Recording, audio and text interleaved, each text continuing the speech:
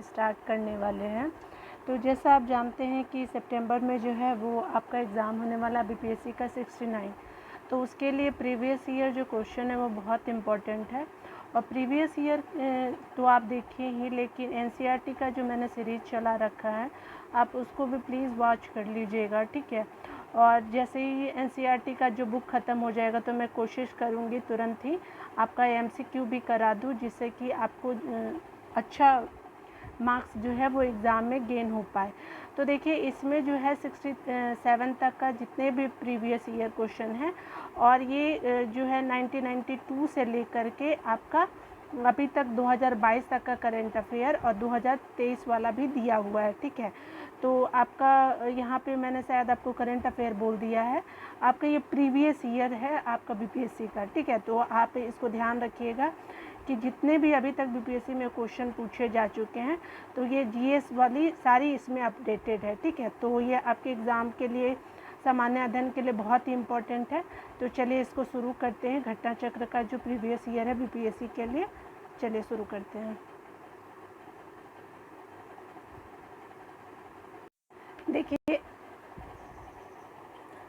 देखिए इस सीरीज़ में जो है वो हम लोग भारतीय इतिहास को देखेंगे, ठीक है। और अभी तक जितने भी हिस्ट्री में प्रश्न पूछे गए हैं बीपीएससी के द्वारा तो उसको देख लेते हैं।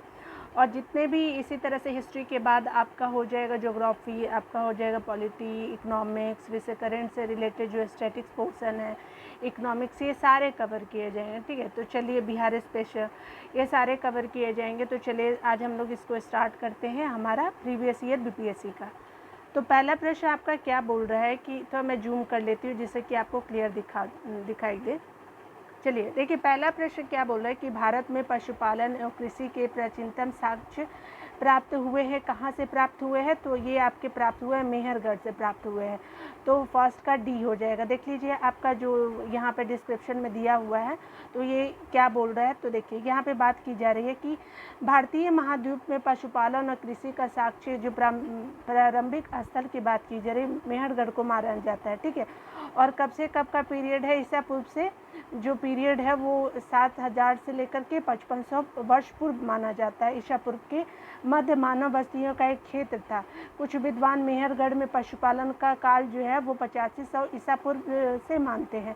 नवीनतम खोजों के अनुसार आधार पर जो है वो भारतीय महाद्वीपों में प्राचीनतम कृषि साक्ष्य वाला स्थल जो है उत्तर प्रदेश के संत कबीर नगर जिले में जो स्थित है वो लहुरा देव को माना जाता है। ये प्राचीनतम जो साक्ष्य है वो उसकी बात की जा रही है। जो यूपी का आपका संत कबीर नगर जो डिस्ट्रिक्ट है वहाँ पे लहुरा देव है, वहाँ उसको भी माना जाता है, ठीक है।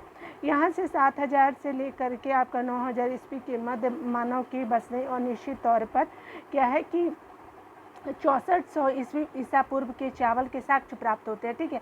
और यहाँ पे लहुरा दो में क्या मिलते हैं? तो 7000 से लेकर के 9000 ईस्वी पूर्व के मध्य चावल मानव के बसने और आपका निश्चित तौर पे 6400 ईसा पूर्व के चावल के साक्ष्य प्राप्त हुए हैं, ठीक है। आगे देखिए अगला क्या बोल रहा है आपका कि उल्लेखनीय है कि इस नवीनतम खोज के पूर्व भारतीय उपमहाद्वीप का प्राचीनतम कृषि साक्ष्य वाला स्थल जो है वो मेहरगढ़ है, ठीक है। और पाकिस्तान के बलूचिस्तान में स्थित है ये। और ये जो मेहरगढ़ है आप देखिए यहाँ जो है आपका पाकिस्तान के बलूचिस्तान प्रांत में स्थित है। और यहाँ से 7000 से लेकर के 5500 ईस्वी पूर्व के गेहूं के साक्ष्य मिले हैं, ठीक है। यहाँ पे जो आपका मेहरगढ़ है वहाँ पे, ठीक है। उसी तरह से इसके साथ ही चावल के साक्ष्य वाला स्थल कुलडीहवा है, ठीक है, जो प्रयागराज के बेलन नदी के तट पर स्थित है, ठीक है। यानी कुलडीहवा जो है वो प्रयागराज जिले में है। जो रिवर कौन सी है? बेलन नदी के स्थित है। यहाँ से 6500 ईस्वी पूर्व के चावल की भूसी के साक्ष्य मिले माना जाता है, ठीक है। चलिए देखिए अगला प्रश्न आपका पूछ रहा है क्या कि यहाँ पे बोल रहा है कि चालकोलिथिक की बात की जा रही है। तो चालकोलिथिक युग की भी कहा जाता है। तो किसको? ताम्रपाषाण युग को चालकोलिथिक एज भी कहा जाता है। और देखिए ये जो इसमें जो डिटेल में दिया है उसको देखते हैं कि ताम्रपाषाण युग में कैलकोलिथिक युग भी कहा जाता है। जिन संस्कृतियों में तांबे के औजार के साथ ही पत्थर के बने हुए उपकरण का प्रचलन मिलता है उन्हें प्राय ताम्र पाषाणिक संस्कृतियाँ कहा जाता है, ठीक है, कहा जाता है। तो ये प्रेजेंट की बात हो रही है, मैं बार बार आपको पहले की बात कह रही हूँ। देखिए यहाँ पे जो बात हो रहा है, हड़प्पा में जो बात की जा रही है, हड़प्पा में मिट्टी के बर्तन का जो सामान्यतः किस रंग का प्रयोग किया जाता था, तो किस रंग का, तो ये आपका लाल रंग का प्रयोग किया जाता था हड़प्पा में मिट्टी के बर्तन के लिए। देखिए आपका जो अगला इसके बारे में डिटेल देख लीजिए। यहाँ पे क्या बोल रहा है कि हड़प्पा जो है निवासी मिट्टी के बर्तनों का व्यापक पैमाने पर निर्माण करते थे। प्रारंभिक जो है हड़प्पा सभ्यता में पैर से 40 चाक का प्रयोग किया जाता, जो पैर से चलाते थे उसको। परिपक्व हड़प्पा के दौर में हाथ में 40 चाकों का प्रयोग किए जाने लगा था। डिजाइन के आधार पर इन बर्तनों को 2 श्रेणियों में बांटा गया था, ठीक है। एक तो बिना डिजाइन किए वाले बर्तन और दूसरा जो था वो चित्रित मृदभांड थे। उसी तरह मृदभांडे को बनाने वाली जो मिट्टी में रेत का मिश्रण किया जाता था उनको, जिनको पकाने का यह हल्के भूरे रंग का रूप ग्रहण कर लेती थी। जब पका देते थे तो भूरे रंग की हो जाती थी।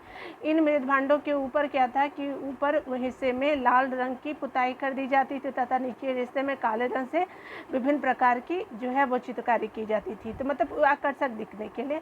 देखिए यहाँ जो बात किया जा रहा, तो यहाँ कह रहा है क्या कि आज सिंधु सभ्यता जो किस युग में पड़ता है, तो ये आद्र ऐतिहासिक काल में पड़ता है, ठीक है। आइए ये देखिए अगला क्या बोल रहा है कि आपका पहला पॉइंट इसमें कह रहा है क्या कि डिटेल में जो बात की जा रही है, ऐतिहासिक काल का निर्धारण जो पठनीय लेखन कला के आपके क्या था ज्ञान के आधार पर किया जाता है, ठीक है।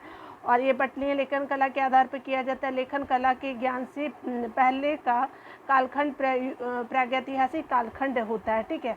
और भारतीय इतिहास में 2500 बीसी से लेकर के 600 बीसी का कालखंड जो है वो आर्द्र ऐतिहासिक जो माना जाता है, ठीक है। यानी 2500 बीसी से लेकर 600 बीसी का जो है आर्द्र ऐतिहासिक माना जाता है।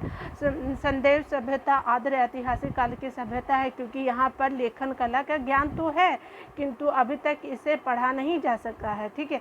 अभी तो मतलब इसको पढ़ नहीं पाए हैं, ठीक है। देखिए अगला क्या है आपका कि यहाँ बात किया जा रहा है कि आपका सिंधु सभ्यता की सबसे महत्वपूर्ण विशेषता क्या है, तो पक्की ईंट से बनी हुई इमारतें जो है इसकी विशेषता है। चलिए इसके बारे में डिटेल थोड़ा देख लेते हैं। देखिए यहाँ बात किया जा रहा है क्या कि आपका सिंधु सभ्यता जो है वो सिंधु घाटी सभ्यता की विशेषता है नगर नियोजन को माना जाता है। यहाँ नगर और कस्बों का एक निश्चित योजना के अनुसार बसाए जाते थे। पक्की ईंट से बनी इमारतों में मोहनजोदड़ो का विशाल स्नानागार और अन्नागार प्रमुख थे, ठीक है। जो यहाँ की इमारतें थी तो मोहनजोदड़ो का विशाल अन्नागार एवं क्या था विशाल स्नानागार प्रमुख है। इनकी सतह पक्की ईंटों की है और जिसे जिप्सम का तथा मोर्टार द्वारा जोड़ा गया, ठीक है। देख लीजिए, है ना। चलिए देखिए मैं कोशिश कर रही हूँ कि आपको जल्दी से जल्दी करा दूँ ये प्रीवियस ईयर, ताकि दूसरा भी चीज़ हम लोग देख लेंगे, जिससे कि हमारे करंट अफेयर भी साथ साथ चलते रहेंगे। और देखिए जितने भी कंटेंट है यूपीपीसीएस से रिलेटेड हो चाहे वो बीपीएससी से रिलेटेड, हमारे यूट्यूब चैनल पे प्रोवाइड किया जाएगा और अब कोशिश की जाएगी अच्छा से अच्छा कंटेंट आप तक पहुँचाने की, ठीक है। चलिए बस आप लोग अपना सपोर्ट बना के रखिए। देखिए यहाँ बात किया जा रहा है क्या कि यहाँ पे कह रहा है क्या निम्नलिखित में से कौन सा हड़प्पा का क्या है बंदरगाह की बात की जाए, तो जैसे ये गुजरात का लोथल हो गया।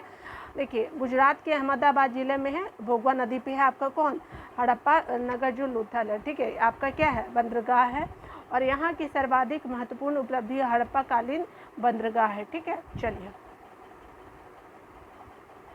यहाँ पे बात किया जा रहा है आपका क्या कह रहा है क्या कि देखिए हड़प्पा कालीन जो स्थल है गुजरात में है, तो ये लोथल ही हो गया। चलिए यहाँ देखिए यहाँ क्या बात किया जाए, टेराकोटा जो है तो टेराकोटा कहाँ से मिली है, तो ये आपका बनावली से मिली है। तो टेराकोटा हड़प्पा कालीन स्थल है, टेराकोटा कहाँ से मिली है, तो बनावली से मिली है, यह भी आंसर हो जाएगा। चलिए ये देखिए ये कहाँ से है, हरियाणा के फतेहाबाद जिले में स्थित बनावली से टेराकोटा का हल प्राप्त हुआ है। ठीक है, टेराकोटा का हल कहाँ से प्राप्त हुआ, तो फतेहाबाद जिले में स्थित है बनावली से टेराकोटा का हल प्राप्त हुआ। देखिए उसी तरह से देखिए यहाँ पे बोल रहा है क्या कि जूते हुए खेतों के निशान मिले हैं कहाँ से, तो आपका जो हड़प्पा नगर में जूते हुए खेतों के निशान जो मिले कहाँ से मिले, तो कालीबंगा से। ठीक है, चलिए अगला देखिए, अगला जो डिटेल में दिया हुआ है कि आपका जो प्रश्न का जो बोल रहा है, तो हड़प्पा सभ्यता के स्थलों में से खंबात की खाड़ी के निकट स्थित लोथल से गोदीवाड़ा के साक्ष्य मिले। गोदीवाड़ा किसको, वही जो आपका बंदरगाह को गोदीवाड़ा बोलते हैं। ठीक है, और ये जो साक्ष्य मिले राजस्थान के हनुमानगढ़ जिले में घग्गर नदी के किनारे स्थित कालीबंगा से जुते हुए खेत के साक्ष्य मिले हैं। ठीक है, और कहाँ से मिले हैं, राजस्थान का जो जिला है हनुमानगढ़, वहाँ से घग्गर नदी है वहाँ पे, और कालीबंगा से जुते हुए खेत के साक्ष्य मिले हैं।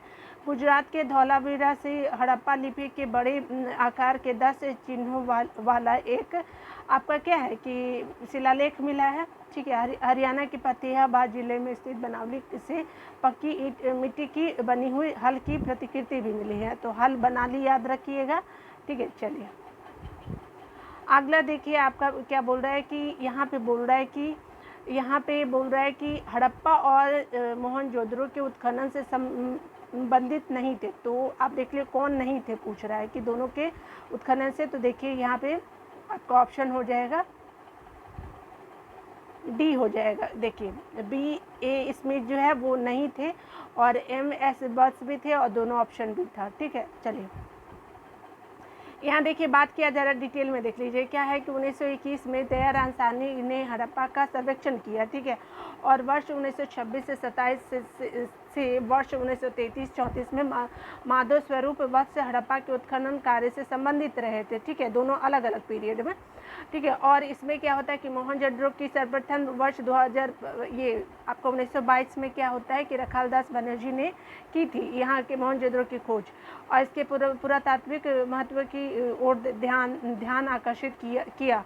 इनके अतिरिक्त कुछ अन्य विद्वान के एन दीक्षित, अर्नेस्ट मैके हो गए, ओरल स्टीन हो गए, ए घोष हो गए, जेपी ने आदि ने इस सभ्यता की खोज में महत्वपूर्ण योगदान दिया। ठीक है, अतः इन्हें B.A. स्मिथ हड़प्पा सभ्यता की खोज से संबंधित नहीं थे।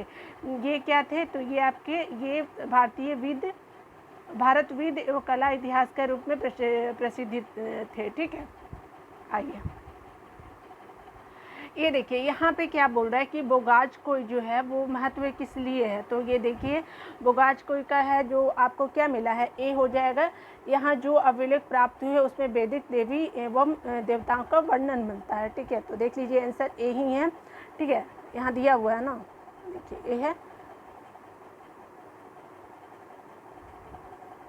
ठीक है, चलिए बोगाज कोई जिसको एशिया माइनर के से 14वीं शताब्दी ईस्वी पूर्व के कुछ अभिलेख मिले हैं।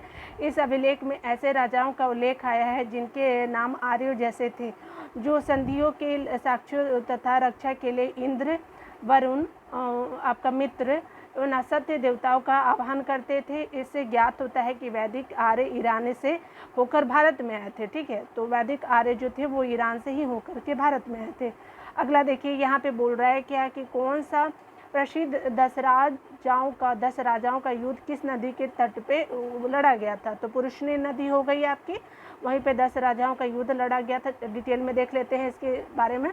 तो देखिए यहाँ जो बात किया जा रहा है, तो यहाँ बोल रहा है कि 10 रागे युद्ध, जिसको 10 राजाओं का युद्ध बोलते हैं, किस नदी के, तो वर्तमान में इसको रावी नदी जानते हैं। पहले क्या जानते थे, पुरुषनी नदी को के नाम से जानते थे।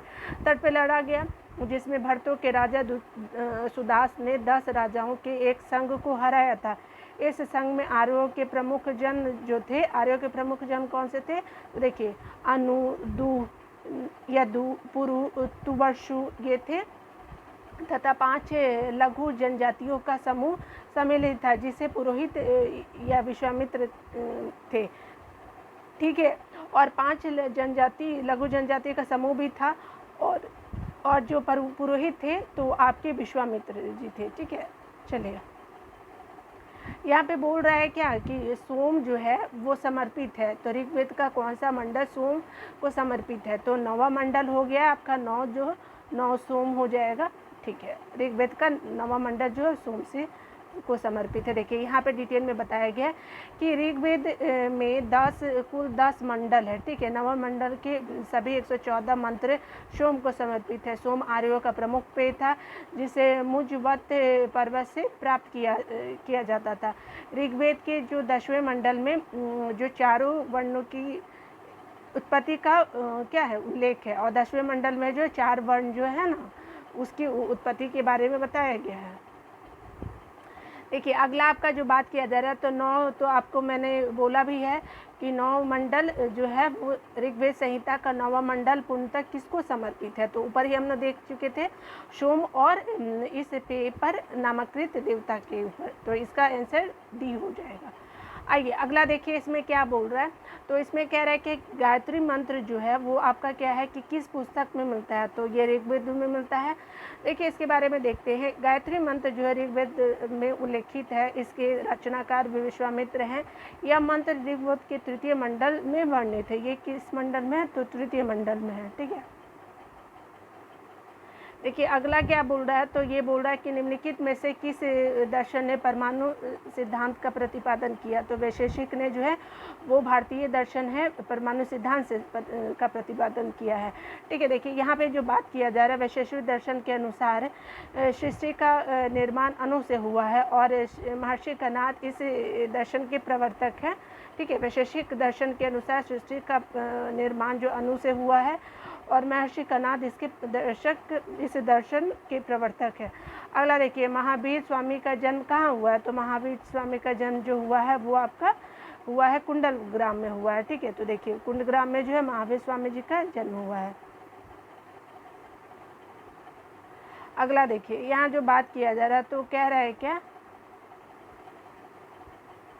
यहाँ जो बात कह रहा है तो यहाँ हो रहा है क्या कि महावीर स्वामी का जन्म कुंडग्राम या कुंडल ग्राम में वैशाली के निकट लगभग 599 ईस्वी में हुआ था। ठीक है, यानी वैशाली महावीर स्वामी जी की बात हो रही है। ठीक है, वैशाली के निकट हुआ था। उनकी माता का क्या नाम था, त्रिशला था। वैशाली के लिच्छवी गणराज के प्रमुख चेटे की बहन थी तथा पिता जो थे सिद्धार्थ ज्ञात्रिक क्षत्रियों के संघ के प्रधान थे। ज्ञात्रिक क्षत्रियों के संघ के प्रधान थे।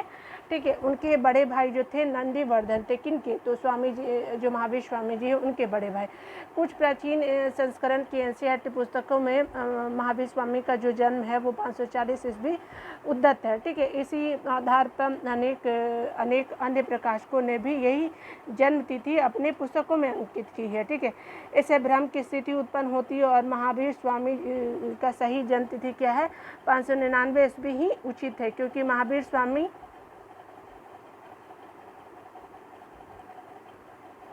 स्वामी महात्मा बुद्ध के पहले के काल के हैं। ठीक है, यानी जो महात्मा बुद्ध थे उनसे पहले के महावीर जो थे वो थे पहले थे।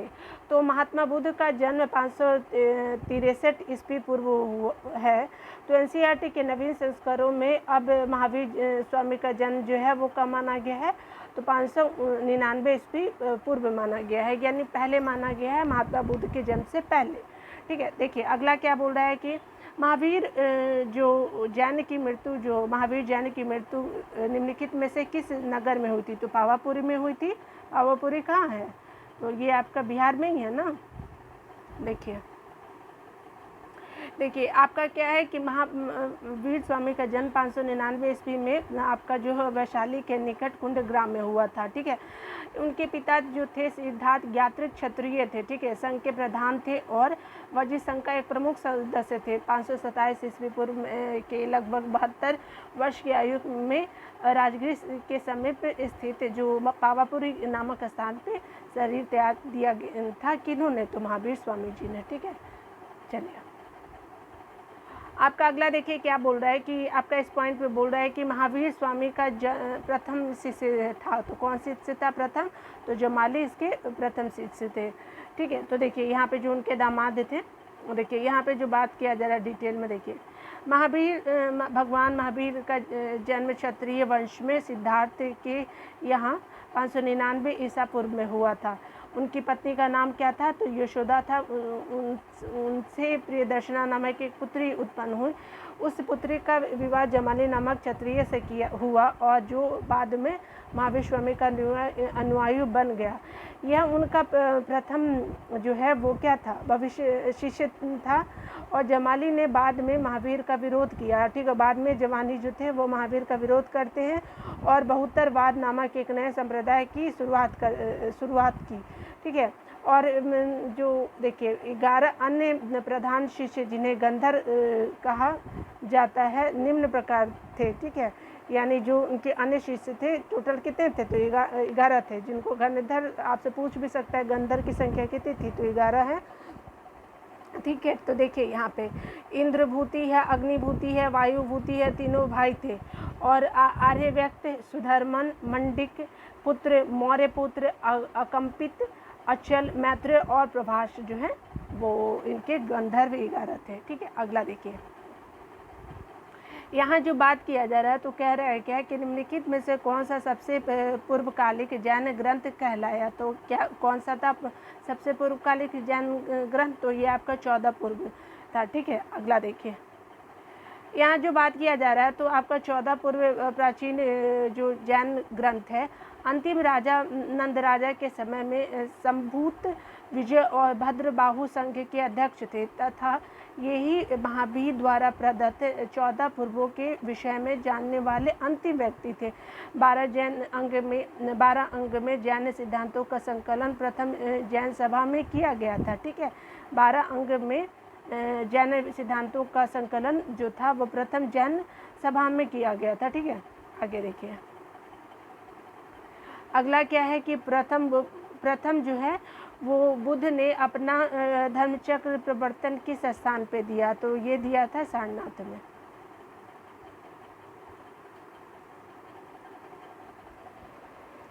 यहाँ देखिए, यहाँ बात किया जा रहा है तो 6 वर्षों की साधना के बाद 35 वर्ष की अवस्था में वैशाख पूर्णिमा के रात्रि में एक पीपल वृक्ष के नीचे गौतम बुद्ध को ज्ञान प्राप्त हुआ। ज्ञान प्राप्ति के बाद ही वे बुद्ध कहलाए। ज्ञान प्राप्ति के बाद गौतम बुद्ध ने अपने मत का प्रचार प्रारंभ किया और उरुवेला में सबसे पहले ऋषिपत्तनम, जिसको वर्तमान में सारनाथ आए कहा जाता है, और उन्होंने यहाँ 5 ब्राह्मण सन्यासियों को अपना पहला उपदेश दिया था, ठीक है।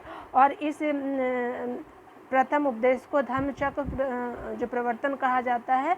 यह उपदेश दुख के कारण दुख का अंत, उनके समाधान से संबंधित था, जिसे 4 आर्य सत्य भी कहा जाता है, ठीक है। अगला देखिए, अगला जो बात किया जा रहा है तो यहाँ पे बात किया जा रहा है तो महात्मा बुद्ध का महापरिनिर्वाण कहाँ हुआ, तो ये कुशीनगर में हुआ। देखिए, इनके बारे में डिटेल में देख लेते हैं। तो ये क्या है कि महात्मा बुद्ध ने अपना पहला उपदेश सारनाथ में दिया। उसके पश्चात वे बौद्ध धर्म के प्रचार के लिए कपिलवस्तु, राजगृह, वैशाली, कौशल राज्य गए। सबसे अधिक बौद्ध का प्रचार जो है कौशल राज्य में हुआ, ठीक है। कौशल नरेश जो थे वो प्रसेनजीत ने भी अपने परिवार के साथ बुद्ध की शिष्यता ग्रहण कर ली। अपना पहचान करते हुए मल्लों की राजधानी पावा पहुँचते यहाँ वे चुंद नामक लुहार की आम्र वाटिका में ठहरे, ठीक है, जो आम से बना होता है ना, उसी में।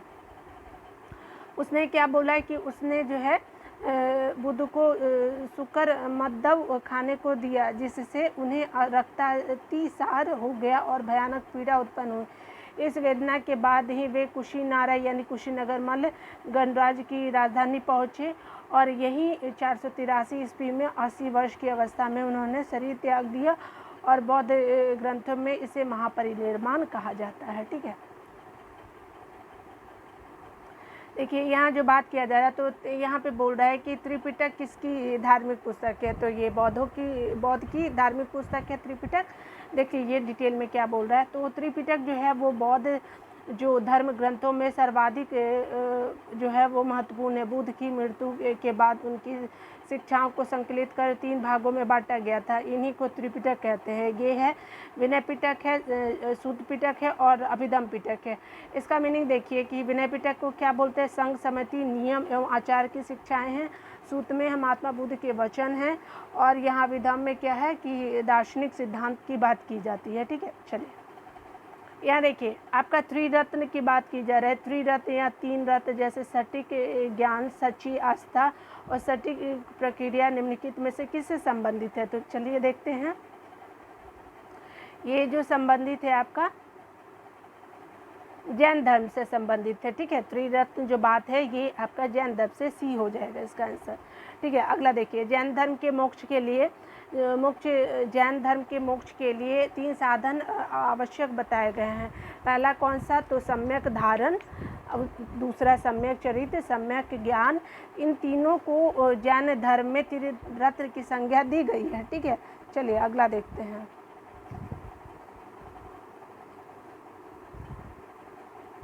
कौन सा जो बोल रहा है कि निम्नलिखित की बात की जा रही है, कौन सा जो बात बौद्ध धर्म और जैन धर्म में समान नहीं है? तो आत्मदमन जो है दोनों में समान नहीं है। कौन से? बौद्ध धर्म और जैन धर्म में। चलिए इनके बारे में देख लेते हैं हम लोग। बौद्ध धर्म के माध्यम गौतम बुद्ध ने मध्यम मार्ग का उपदेश दिया। वे मोक्ष के लिए कठोर साधना और काया क्लेश में विश्वास नहीं करते थे। उनके विपरीत महावीर स्वामी ने मोक्ष प्राप्ति के लिए घोर तपस्या और शरीर त्याग की आवश्यक बताया, ठीक है। चलिए, बोध गया में बोधि वृक्ष अपने वंश की 21 पीढ़ी का है, तो पंचम पीढ़ी का है जो बोधि वृक्ष है। देखिए यहाँ पे जो है वो देखिए बात की जा रही है कि महाबोधि स्थित वर्तमान बोधि वृक्ष वह नहीं है जिसके नीचे भगवान बुद्ध ने ज्ञान प्राप्त किया था। हिंसा के अनुसार इस मूल जो है वो वृक्ष की 7वीं शताब्दी में सम्राट शशांक ने क्या किया था? उसको नष्ट करा दिया था, ठीक है। और इसको नष्ट करा दिया था जिसके कारण क्या हुआ कि आपका इसके बाद जो है इस स्थान पर 2 और वृक्ष रोपित किए गए, ठीक है, और नष्ट हुए, ठीक है। बाद में 2 और वृक्ष को भी किया और नष्ट हुए। वर्तमान वृक्ष जिसे हम देख रहे हैं वह 5वीं पीढ़ी का है, जिसे अलेक्जेंडर कनिंघम ने लगवाया था। यह वृक्ष पूरी तरह से संरक्षित है और केवल इसी गिरी हुई पत्तियों को ही उठाने का अधिकार है, ठीक है। यह अन्य तथ्य के अनुसार यह वृक्ष जो है वो 2 बार सम्राट अशोक, 1 बार पुष्यमित्र शुंग, 1 बार पूर्व वर्मा और अंतिम में कनिंघम द्वारा लगवाया गया। अतः यह 6ठी पीढ़ी का वृक्ष है। और बाद में जो होता है कि बिहार सरकार के पेटेंट विभाग की वेबसाइट पर 5वीं पीढ़ी का बताया गया था। तत्व में विवाद होने के कारण बीबीएससी जो है इस प्रश्न के मूल्यांकन से बाहर कर दिया था, तो उसको हटा ही दिया था, ठीक है, बाद में। चलिए, बराबर की गुफाएं का उपयोग किसने आश्रय गृह के रूप में किया? तो आजीवकों ने आश्रय गृह के रूप में किया था बराबर की गुफाओं का। चलिए अगला देखिए क्या यहाँ पे डिटेल में बोल रहा है कि मौर्य युग में पर्वत गुफाओं को काटकर निवास स्थान बनाने की कला का पूर्ण विकास हुआ, ठीक है। मौर्य युग में पर्वत गुफाओं को काट कर के निवास स्थान बनाने का कला का पूर्ण विकास हुआ। अशोक और उसके जो पौत्र दशरथ थे समय में बराबर और नागार्जुन पहाड़ियों की काटकर आजीविकों के लिए आवास बनाए गए। अशोक के समय बराबर पहाड़ियों की गुफाओं में सुदामा की गुफा और कर्ण चौपार नामक गुफा प्रसिद्ध है। भाई अगला ये देखते हैं। अगला क्या बोल रहा है कि आजीवक संप्रदाय के संस्थापक थे मखली गोशाल जो थे वो आजीवक संप्रदाय के संस्थापक थे, ठीक है। अगला देखिए, मखली गोशाल प्रारंभ में महावीर के शिष्य थे, किंतु बाद में मतभेद के चलते उन्होंने महावीर की शिष्यता त्याग दी और आजीवक नामक स्वतंत्र संप्रदाय की स्थापना की। इनका जो मत है नियतिवाद कहलाया, ठीक है, और इसके कारण संसार की प्रत्येक वस्तु भाग्य द्वारा पूर्व नियंत्रित व संचालित होती है, ठीक है। इनके अनुसार जो हमारे मखली गोशाल थे उनके अनुसार, ठीक है। देखिए, पाटलिपुत्र के संस्थापक थे तो आपके जो है उदयन थे पाटलिपुत्र के संस्थापक। अगला देखिए, पाटलिपुत्र की स्थापना जो है अजातशत्रु के उत्तराधिकारी उदयन ने गंगा और सोन नदी के संगम पर एक किला बना के किया था, ठीक है। और इसने मगध साम्राज्य की राजधानी राजगीर से पाटलिपुत्र स्थानांतरित की। यह नगर शिशुनाग वंश, नंद वंश और मौर्य वंश की भी राजधानी रही। अगला देखिए, अगला जो बात किया जा रहा है इसमें बोल रहा है कि किस शासक द्वारा सर्वप्रथम पाटलिपुत्रा का राजधानी के रूप में चयन किया गया था। उदयन के टाइम से पाटलिपुत्रा को राजधानी के रूप में पहली बार चयन किया गया था। देखिए अगला डिटेल जो बता रहा है, हर एक वंशीय शासक उदयन रुद्रभद्र के शासनकाल की सर्वप्रथम घटना गंगा और सोन नदियों के संगम पर पाटलिपुत्रा नगर की स्थापना है। उसने राजगीर से इसी नव स्थापित नगर में अपनी राजधानी स्थानांतरित की। ठीक है, अगला देखिए। अगला आपका क्या बोला कि निम्नलिखित में से किस राजाओं ने पाटलिपुत्रा बसाया था, तो किसने बसाया था, तो उदयन ने बसाया था। ठीक है, अगला देखिए, यहाँ पे बात किया जा रहा है कि आपका जो है मगध नरेश उदयन के शासनकाल में सर्वप्रथम सर्वप्रमुख घटना गंगा और सोन नदियों के संगम पर पाटलिपुत्र नामक नगर की स्थापना है। ठीक है, यानी सबसे प्रमुख घटना क्या है, गंगा और सोन नदियों के संगम पर पाटलिपुत्र नगर की स्थापना है। इसने राजगिरी के इसी स्थान पर अपनी राजधानी स्थानांतरित की। ठीक है,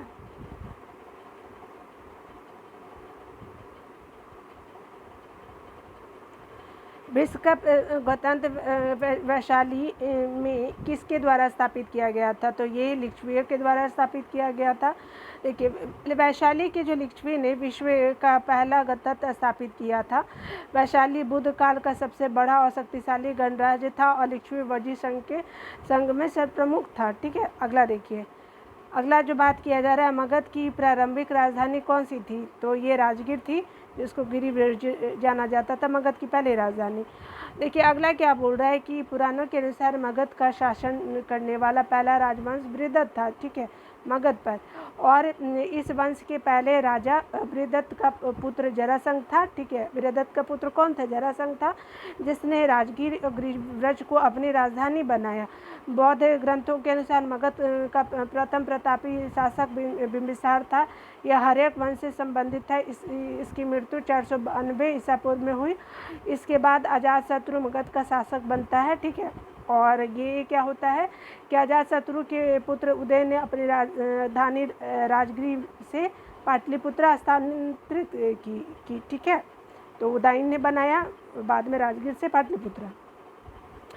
देखिए यहाँ बात किया जा रहा है, क्या बोल रहा है कि आपका जो कह रहा है क्या कि अजातशत्रु के वंश का क्या नाम था, तो हर्यक वंश था इसके वंश का नाम। देखिए आपका इसमें बोल रहा है कि मगध का जो शासक अजातशत्रु 492 से लेकर के 460 ईस्वी अपने पिता एवं हर्यक वंश के शासक संस्थापक बिंबिसार की हत्या कर राजगद्दी पे बैठा था। ठीक है, कौन, तो अजातशत्रु बैठा था बिंबिसार को मार के।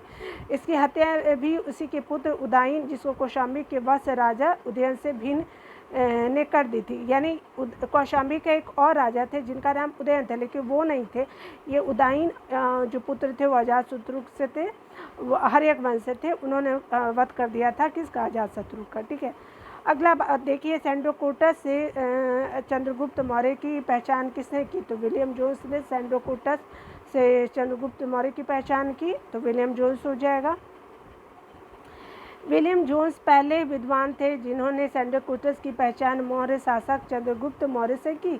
एरियन प्लूटार्क ने चंद्रगुप्त मौर्य को एंड्रोकोटस के रूप में वर्णित किया। ठीक है, एरियन प्लूटार्क ने, और विलियम जोन्स पहले विद्वान क्या बोले थे, सैंडोकोटस बोले थे, और एरियन और प्लूटार्क क्या बोलते हैं, एंड्रोकोटस बोलते हैं। किसको, तो चंद्रगुप्त मौर्य को, जबकि जस्टिन ने सैंडोकोटस यानी चंद्रगुप्त और सिकंदर महान की भेंट का उल्लेख किया है। किसने, तो जस्टिन ने।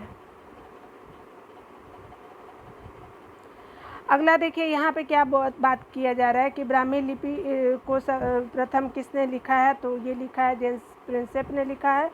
और इसमें क्या बोला जा रहा है कि सर्वप्रथम 1837 ईस्वी में जेम्स प्रिंसेप नामक अंग्रेज विद्वान ने अशोक के लेखों यानी ब्राह्मी लिपि में जिसका लिखा था उदाचन किया, किंतु उन्होंने लेखों के देवनाम प्रिय की पहचान सिंघल के राजा तीस से कर डाली थी। ठीक है, कालांतर में ये क्या हुआ कि तत्व प्रकाश में है कि सीली अनुसूचियों में दीपवंश और महावंश से यह उपाधि अशोक के लिए प्रयुक्त की गई। यानी कहने का मतलब कि सीली अनुसूची जी थी वो दीपवंश और महावंश में अशोक के लिए ये उपाधि मिला था देवनाम प्रिय का। ठीक है, और ये क्या होता है कि वर्ष अंततः 1915 में मार्च की कर्नाटक से प्राप्त लेख में अशोक नाम भी पढ़ लिया गया था। ठीक है, यानी रियल में अशोक जो थे वो वही थे, ठीक है। आगे देखिए, मेगास्थनीज की पुस्तक का नाम क्या है? तो मेगास्थनीज की पुस्तक का नाम जो है वो इंडिका है। देखिए, चंद्रगुप्त मौर्य सिकंदर का समकालीन शासक था। सिकंदर के समकालीन विदेशी लेखक जो थे नियाकस थे, ओनेसियस, ऑस्तिबुलस और मेगास्थनीज थे। इनके विवरण चंद्रगुप्त मौर्य के विषय में सूचनाएं देते हैं, ठीक है। और विदेशी लेखकों में मेगास्थनीज का नाम सर्वाधिक महत्वपूर्ण है। इसकी जो पुस्तक इंडिका मौर्य इतिहास का प्रमुख स्रोत है। किसकी? तो ये आपकी मेगास्थनीज की, ठीक है। चलिए, इंडिका के लेखक कौन है? तो आपने देख लिया है कि मेगास्थनीज है, ठीक है। यहाँ पे देख लीजिए।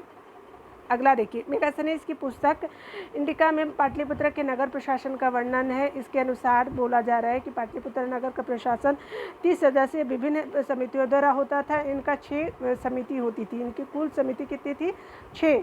और ये प्रत्येक में कितने सदस्य होते थे? 5 सदस्य होते थे। और समिति का कार्य बिक्री कर वसूल करना था। बिक्री कर मूल्य का 10वें भाग के रूप में वसूल किया जाता था और करों की चोरी करने वाले को मृत्युदंड दिया जाता था, ठीक है।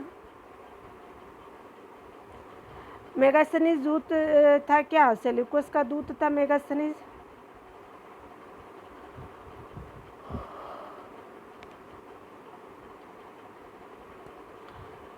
मेगास्थनीज सेल्यूकस निकेटर द्वारा चंद्रगुप्त मौर्य की राज्यसभा में भेजा हुआ यूनानी राजदूत था। इसके पूर्व वह अराकोशिया के क्षत्रप के राजकुमार में सेल्यूकस का राजदूत बन चुका था, ठीक है। मेगास्थनीज ने काफ़ी समय तक मौर्य दरबार में निवास किया और उसने कुछ भी देखा सुना उसे इंडिका में अपने ग्रंथ में लिपिबद्ध कर दिया था, ठीक है। देखिए, अगला क्या बोल रहा है कि आपका बोल रहा है कि अंतिम मौर्य शासक कौन था? तो बृहदत्त जो था वो अंतिम मौर्य शासक था। अंतिम मौर्य शासक बृहदत्त था। बृहदत्त की हत्या इसके सेनापति पुष्यमित्र शुंग के द्वारा किया गया। अगला देखिए, आपका क्या है कि रुद्र किस अभिलेख में बोला जा रहा है कि किस अभिलेख में रुद्रदामन प्रथम की विभिन्न उपलब्धियों का वर्णित किया गया है? तो जूनागढ़ अभिलेख में रुद्रदामन की उपलब्धियों का वर्णन किया गया है, ठीक है। तो देखिए, अगला क्या बोल रहा है कि आपका कह रहा है क्या कि गुजरात के जूनागढ़ से रुद्रदामन का एक अभिलेख प्राप्त हुआ। यह जिस शिला पर उत्कीर्ण है उसी पर अशोक के 14 प्रज्ञापनों की एक प्रति और स्कंद के 2 लेख भी खुदे हुए हैं। यह विशुद्ध संस्कृत भाषा और ब्राह्मी भाषा में लिखा गया है। इसमें रुद्रदामन की वंशावली है, विजयों, शासन, व्यक्तित्व आदि पर सुंदर प्रकाश डाला गया है। यह अभिलेख अब तक प्राप्त संस्कृत अभिलेखों में सर्वाधिक प्राचीन है। कौन सा? तो रुद्रदामन का जूनागढ़ अभिलेख जो गुजरात में मिला है। अगला देखिए, यहाँ जो बात किया जा रहा है तो आपका जो बोल रहा है कि निम्नलिखित राजाओं में से किसका जैन धर्म के प्रति भारी झुकाव था? तो ये जो थे वो आपके खारवेल थे, ठीक है। कलिंग का चेदी वंशीय शासक खारवेल जो है वो प्राचीन भारतीय इतिहास के महानतम सम्राटों में से एक था। उड़ीसा प्रांत के भुवनेश्वर से 3 मील की दूरी पर स्थित उदयगिरी पहाड़ियों की हाथी गुफा से उसका एक जो है बिना तिथि का अभिलेख मिला है। कहाँ से मिला है? तो उदयगिरी की पहाड़ियों से हाथी गुफा। किससे संबंधित? तो आपके खारवेल से, जो, ठीक है। उसी तरह से देखिए, आपका यह अभिलेख खारवेल का इतिहास जानने का एकमात्र स्रोत है। और ये क्या है कि जैन धर्म के प्रति झुकाव था, ठीक है। हाथी गुफा लेख जो है वो किस भाषा में है? तो प्राकृत भाषा में। तो देखिए, अगला क्या बोल रहा है कि जो कलिंग नरेश खारवेल का संबंध है तो ये किस वंश से है? तो चेदी वंश से है। आपका यहाँ पे ई दिया है, क्योंकि देखिए यहाँ पे क्यों दिया है ई, तो इसको ले लिया है आपको महामेघवाहन वंश और चेदी वंश दोनों ले लिया है, ठीक है। देखिए, इसका डिटेल देख लेते हैं। तो बीपीएससी है तो ई ऑप्शन तो लेगा ही। तो चलिए ई देख लीजिए। देखिए यहाँ पे क्या है, तो आपका बोल रहा है कि कलिंग के चेदी वंश राजवंश का संस्थापक महामेघवाहन नामक व्यक्ति था, ठीक है।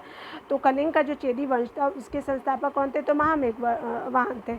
अतः इस वंश का नाम मेघवाहन वंश भी पड़ गया। तो इस वंश का सर्वाधिक शक्तिशाली शासक कौन था?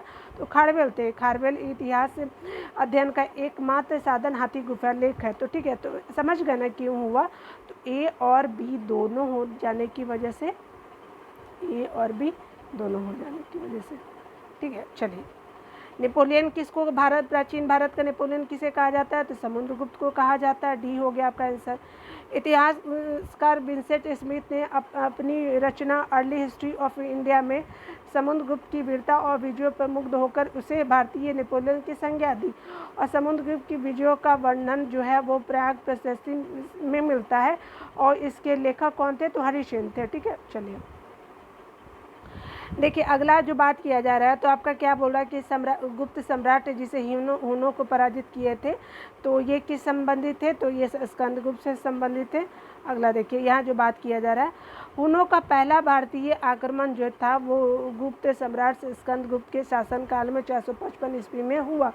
स्कंदगुप्त के हाथों में बुरी तरह पराजित हुआ। ठीक है, यानी कहने का मतलब कि हुनों का पहले भारतीय आक्रमण जो हुआ था गुप्त सम्राट स्कंदगुप्त के समय हुआ था। और क्या होता है कि स्कंदगुप्त के हाथों वे पराजित हुए। कौन, तो हुन पराजित हुए। और देखिए इसमें क्या होता है कि हुन तो बाहर जाते हैं, और यूएस राव के अनुसार क्या होता है कि इस हुन आक्रमण का नेता कुश निवास था। यह आक्रमण एक धावा मात्र रहा और देश के ऊपर इसका कोई तात्कालिक प्रभाव नहीं पड़ा, किंतु परोक्ष रूप से इसने गुप्त साम्राज्य के पतन को क्या किया, ये पतन को तेज कर दिया। और स्कंदगुप्त की मृत्यु के बाद 5वीं सदी तथा 6वीं शताब्दी के प्रारंभ में क्या होता है कि उत्तर पश्चिम में कई क्षेत्रों पर हुनों ने कब्जा कर लिया था। ठीक है, चलो अगला देखिएगा, इसमें बोल रहा है कि किस प्रकार की भूमि को अपराध भूमि कहते हैं, तो बिना जोती हुई भूमि को अपराध भूमि कहते हैं। अगला देखिए, बिना जोती हुई भूमि को क्या कहते हैं कि अपराध भूमि कहते हैं। वह भूमि जिस पर खेती न की गई हो। यह गुप्तकालीन राजव्यवस्था का एक क्या था, पद था। देखिए जो चीनी यात्री था सुगयुन ने भारत की यात्रा कब की थी, तो 515 से लेकर 520 ईस्वी के बीच में सुगयुन जो था उसने यात्रा की थी, और ये चाइना से रिलेटेड था। और इसने क्या किया कि ये 3 वर्षों तक यात्रा की। ठीक है, इसने अपने 3 वर्षों की यात्रा में बौद्ध धर्म की प्रतियां एकत्रित किया था। और ये भारत कब आया था, तो 1918 में आता है। ठीक है, देखिए यहाँ पे बात किया जा रहा है कि हर्षवर्धन के शासनकाल में चीनी यात्री ने भारत की यात्रा की, तो हेनसांग था।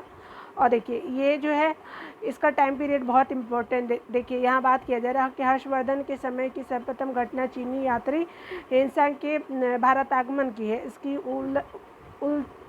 उलट-कट जो है अभिलाषा महात्मा बुद्ध के चरण चिन्हों द्वारा पवित्र किए गए स्थानों को देखने और पवित्र बौद्ध ग्रंथों का अध्ययन करने की थी, जो उन दिनों भारत में सुलभ थे।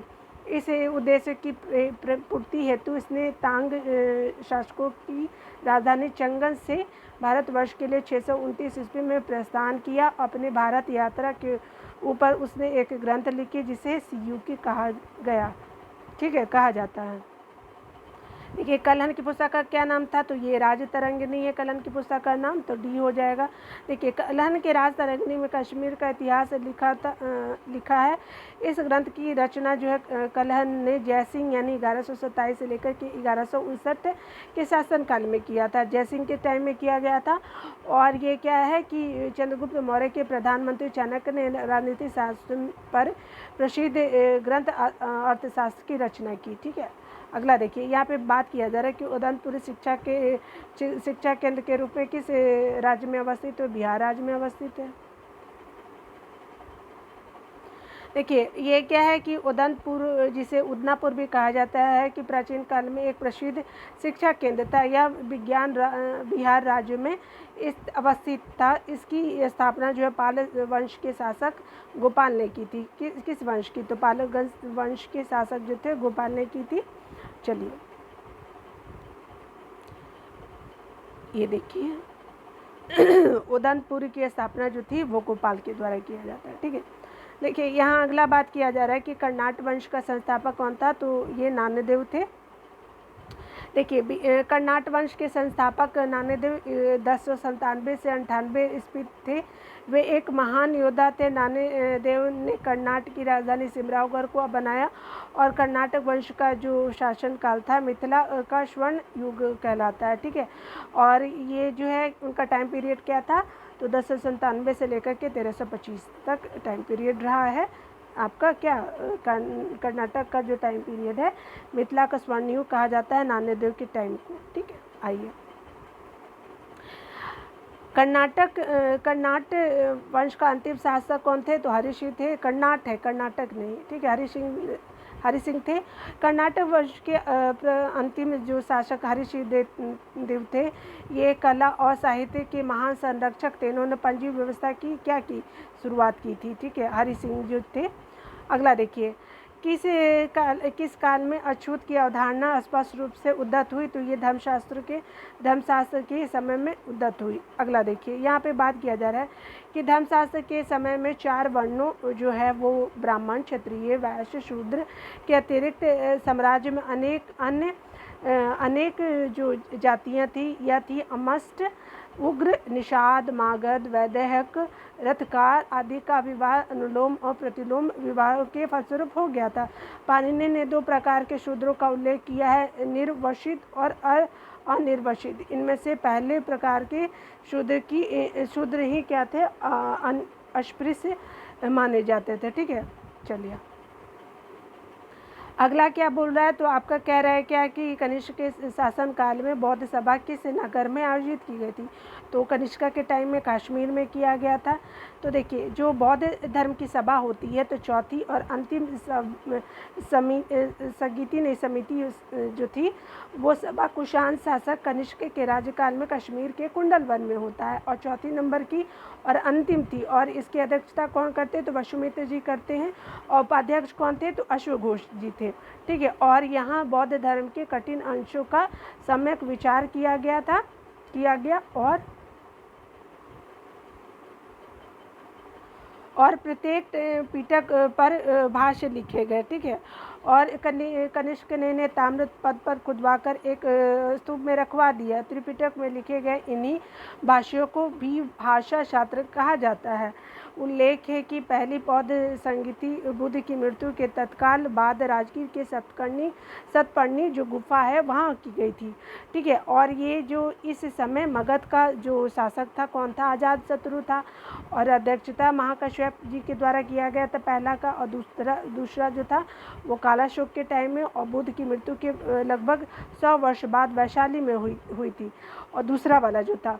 और इसके जो आचार्य जिसको बोलते हैं अध्यक्ष जो थे, वो आचार्य सबक मीर या सर्वकामी थे, ठीक है, दूसरे वाले के, ठीक है। देखिए, अगला कौन थे, प्रथम बौद्ध संगीति के अध्यक्ष तो महाकश्यप जी थे। अगला देखिए, अगला क्या बोला है कि भगवान बुद्ध के महापरिनिर्वाण के पहले बौद्ध संगीति हुई थी, तो राजगीर में हुई थी।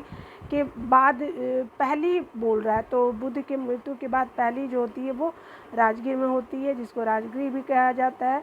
देखिए, अगला क्या है, इसमें बोल रहा है कि कथन बुद्ध की जीवन की 4 महत्वपूर्ण घटनाओं और उनसे संबंध 4 स्थानों का क्या करना है कि आपको नीचे उल्लेख करना है, या 2 स्तंभ 1 और 2 में अंकित है, आपको उनका सुमेल करना है, ठीक है। देखिए, यहाँ पे क्या बोल रहा है, तो यहाँ पे आपको ध्यान देने वाली बात है, जन्म कहाँ होता है, तो जन्म होता है आपका लुम्बिनी में। ज्ञान कहाँ मिलता है, तो आपका होता है आपका सारनाथ में मिलता है कि बोधगया में, तो आपका बोधगया में ज्ञान मिलता है। प्रथम प्रवचन कहाँ देते हैं, सारनाथ में देते हैं। और निर्धन कहाँ होता है, तो कुशीनगर में, ठीक है। तो आपका 1 का कितना हो गया, 1 का आपका हो गया 3, आपका 2 का कितना हो गया, आपका हो गया 2, और 3 का हो गया 1, और आपका 4 का हो गया 4, ठीक है। तो इस तरह से आपका सी आंसर हो जाएगा, ठीक है। चलो, देखिए, यहाँ बात किया जा रहा है कि महात्मा बुद्ध का जन्म जो है 563 ईस्वी में कपिल वस्तु के समीप लुम्बिनी वन में हुआ था। बोध गया में वैशाख पूर्णिमा की रात को उन्हें ज्ञान प्राप्त हुई थी, ठीक है। किसको, महात्मा बुद्ध जी को, ठीक है। काशी के ऋषिपत्तनम जिसको सारनाथ बोला जाता है, ऋषिपत्तनम को में उन्होंने प्रथम उपदेश यानी धर्म चक्र प्रवर्तन दिया, यानी प्रथम जो उपदेश दिए तो उसको धर्म चक्र प्रवर्तन बोलते हैं, ठीक है। और कुशीनगर में उनका निधन होता और जिसे बौद्ध साहित्य में महापरिनिर्वाण कहा जाता है। देखिए अगला क्या बोल रहा है कि बोध गया जिसे किसे ज्ञान प्राप्त होता है? गौतम बुद्ध जी को बोध गया में ज्ञान प्राप्त होता है। अगला देखिए बोधि वृक्ष जो बोध गया में महाबोधि मंदिर बनाया गया है, वहाँ पे क्या हुआ था? तो यहाँ पे जो है गौतम बुद्ध को ज्ञान प्राप्त हुआ था, ठीक है। देखिए यहाँ पे इम्पॉर्टेंट पॉइंट देख लेते हैं। तो बोध गया में 6 वर्ष की साधना के बाद 35 वर्ष की आयु में महात्मा बुद्ध को वैशाख पूर्णिमा के दिन रात्रि में पीपल वृक्ष के नीचे ज्ञान प्राप्त हुआ था। और ये जो है मंदिर का निर्माण सम्राट अशोक ने 3री शताब्दी BC में प्रारंभ किया, परंतु इसका निर्माण जो होता है कब पूरा होता है? तो 5वीं 6ठी शताब्दी में निर्मित हुआ, ठीक है। वर्तमान स्वरूप जो है ये निर्माण जो है स्टार्ट किया जाता है 3री शताब्दी का, लेकिन इसका वर्तमान स्वरूप जो हम देखते हैं तो 5वीं 6ठी शताब्दी से निर्मित हुआ। यह मंदिर पूरी तरह से ईंटों से निर्मित था और वर्ष 2002 में यूनेस्को द्वारा यहाँ क्या किया? विश्व धरोहर स्तर यूनेस्को में 2002 में जो है बोधि वृक्ष को शामिल किया गया। याद रखिएगा, ये बहुत इंपॉर्टेंट है। देखिए यहाँ पे बात किया जा रहा है कि गौतम बुद्ध को एक देवता का स्थान किस राजा के युग में मिला था? तो ये कनिष्का के टाइम में गौतम बुद्ध जो थे वो देवता के रूप में जाने लगे। देखिए यहाँ पॉइंट दिया हुआ कि कनिष्क की बात की जा रही है कि कनिष्क के शासनकाल में संपन्न चतुर्थ बौद्ध संगति में बौद्ध धर्म हीनयान महायान नामक 2 स्पष्ट स्वतंत्र संप्रदायों में विभक्त हो गया। महायान शाखा में बुद्ध को देवता माना गया तथा इनकी पूजा की जाने लगी। इसी के समय अनेक बोधिसत्वों की भी पूजा प्रारंभ होती है, ठीक है। अगला देखिए यहाँ पे क्या बोल रहा है कि आपका 61 नंबर प्रश्न है कि ईसा पूर्व 6ठी शताब्दी में विश्व की प्रथम जो आपकी गणतंत्रता व्यवस्था कहाँ थी? तो पहली गणतंत्रतात्मक जो व्यवस्था थी वो कहाँ थी? वैशाली में थी। देखिए इसके बारे में डिटेल में देख लेते हैं। ईस्वी पूर्व 6ठी शताब्दी में विश्व का प्रथम गणतंत्रात्मक व्यवस्था प्रणाली में कहाँ थी? वो वैशाली में थी। तो वस्तुतः 6ठी सदी में यहाँ महाजनपदों में राजतंत्रात्मक शासक व्यवस्था थी, ठीक है। वहीं वज्जी और मल नामक 2 राज्यों में गणतंत्रात्मक शासन व्यवस्था थी। वज्जी 8 राज्यों का एक संघ था। वज्जी में कितने राज्य थे? तो 8 राज्य थे, जिसमें वैशाली के लिच्छवी सर्वाधिक शक्तिशाली थे। वैशाली जो वाले जो लिच्छवी थे वो बहुत पावरफुल थे, ठीक है। देखिए अगला देख लेते हैं। 16 जनपदों की सूची कहाँ मिलती है? उपलब्ध है, कहाँ मिलती है? तो चलिए देखते हैं हम लोग कहाँ मिलती है। तो ये मिलती है आपका कहाँ पे? तो देखिए यहाँ पे आपका क्या है? बी हो जाएगा, अंगुत्तर निकाय में, ठीक है। 16 जनपदों की जो जानकारी सूची मिलती है अंगुत्तर निकाय में। अगला ये देख लेते हैं इसमें क्या डिटेल में बोल रहा है। तो देखिए यहाँ जो बात किया जा रहा है तो कह रहा है क्या कि जो बौद्ध ग्रंथ जो है अंगुत्तर निकाय में 16 महाजनपदों की सूची प्राप्त होती है। तो अंगुत्तर निकाय किससे संबंधित? तो बौद्ध धर्म से। इन्हें 16 महाजनपद कहा जाता है। ये जो है अंग है मगध, काशी, कौशल, वज्जी, मल, चेदी, वश, कुरु, पांचाल, मत्स्य, शूरसेन, अश्मक, अवंती, गांधार, कम्बोज। और कम्बोज ही जो है वो अफगानिस्तान में, ठीक है। देखिए अगला क्या है कि आपका इन सभी महाजनपदों में एक बार महाजन्म अश्मक जो है वो कहाँ है? आपका दक्षिण भारत में है, यानी आपका महाराष्ट्र में पड़ता है अश्मक। और ये देखिए जनव शब्द सूत्र में केवल 12 राज्यों के ही नाम मिलते हैं। जैन ग्रंथ भगवती सूत्र में 16 महाजनपदों की सूची मिलती है, किंतु वहाँ नाम कुछ भिन्न प्रकार से है, ठीक है। ये जो नाम है ना, ये आपका भगवती सूत्र जो जैन धर्म से संबंधित है उसमें अलग है। देखिए आपका क्या बोल रहा है कि नालंदा विश्वविद्यालय के स्थापना का युग क्या है? तो गुप्ता के टाइम में किया गया था इसका स्थापना। देखिए आपका नालंदा एक विख्यात बौद्ध पीठ और विश्वविद्यालय था। यह दक्षिण बिहार में राजगिरी के निकट स्थित था। इसके ध्वंसावशेष बड़ा गांव ग्राम में दूर तक आज भी बिखरे पड़े हैं। 5वीं शताब्दी के मध्य गुप्तों के समय में नालंदा विश्वविद्यालय अस्तित्व में आया और सर्वप्रथम कुमार गुप्त जो थे वो क्या करते हैं कि आपका कुमार गुप्त प्रथम ने क्या किया कि नालंदा बौद्ध विहार को दान दिया था। ठीक है, और ये क्या होता है कि बाद में बुद्धगुप्त, तथागत गुप्त, बालादि गुप्त जो थे वो नामक गुप्त शासकों ने भी इसे बिहार को दान दिया, इस बिहार को दान दिए थे। ठीक है, अगला देखिए, यहाँ जो पूछ रहे हैं कि नालंदा विश्वविद्यालय की जो बात की जा रही है किस लिए प्रसिद्ध था, तो ये बौद्ध दर्शन के लिए प्रसिद्ध था। ठीक है, अगला देखिए, यह बौद्ध दर्शन के अध्ययन के लिए विश्व प्रसिद्ध था। उसी के अध्ययन के लिए चीनी यात्री हिंसक यहाँ आया था। देखिए यहाँ जो बात की जा रही है तो यहाँ कह रहा है क्या कि मध्यकालीन भारत में मनसबदारी व्यवस्था क्यों लागू की गई थी, तो ये सैनिकों की सुगमता से भर्ती हेतु लागू की गई थी। सैनिकों की सुगमता से भर्ती हेतु जो था वो मध्यकालीन भारत में मनसबदारी व्यवस्था लागू की गई थी। ठीक है, देखिए मनसबदारी व्यवस्था देख लेते हैं, तो इसका आंसर बी हो जाएगा। देखिए मनसबदारी व्यवस्था जो है वो व्यवस्था एक विशेष प्रशासनिक व्यवस्था थी जिसका प्रचलन जो है मुगल शासक अकबर द्वारा किया गया था। मनसब द्वारा 3 बातें निर्धारित की जाती थी। स्टार्ट करने वाला राजा कौन था, तो अकबर था। तो देखिए इसके द्वारा 3 बातें निर्धारित थी, तो क्या था, पदाधिकारी का वरीयता क्रम था, दूसरा वेतनमान था, सैनिक उत्तरदायित्व तीसरे में था। सैनिक उत्तरदायित्व में मनसबदार को अपने मनसब के अनुसार सैनिकों को रखना होता था। ठीक है, तो आप जितने बार मनसबदार होंगे तो उतने आपको मनसब मिलेंगे, यानी सैनिकों को रखना पड़ता था। और क्या था कि इस व्यवस्था से राज्य के सैनिकों के प्रत्यक्ष भर्ती और रखरखाव के उत्तरदायित्व तो मनसबदारों पर डाल दिया गया था। सैनिकों के भर्ती करने का, उनके मैनेजमेंट का सारा मनसबदार ही देखते थे, जिसके बदले में मनसबदार को नगद जागीर प्रदान की जाती थी, नगद या जागीरें भी दी जाती थी। ये बहुत इम्पोर्टेंट है। ठीक है ना। देखिए अगला क्या आपका बोल रहा है क्या कि देखिए इसमें आपका आंसर क्या है, तो पहले प्रश्न देख लेते हैं इसमें क्या बोल रहा है। देखिए इसमें जो बोल रहा है कि नीचे दिए वक्तव्य की बात की जा रही है, कथन और एक कथन है और आर कारण को बताना है। तो देखिए 12वीं शताब्दी के मध्य तक नालंदा महाविहार का पतन हो गया था और महाविहारों को राजकीय प्रश्रय मिलना बंद हो गया था। तो क्या था, तो देखिए ये आपका जो आंसर हो जाएगा ए और आर सही है, लेकिन आर ए की सही व्याख्या नहीं करी है, तो 66 का बी आंसर हो जाएगा। देख लेते हैं क्यों नहीं कर रहा है।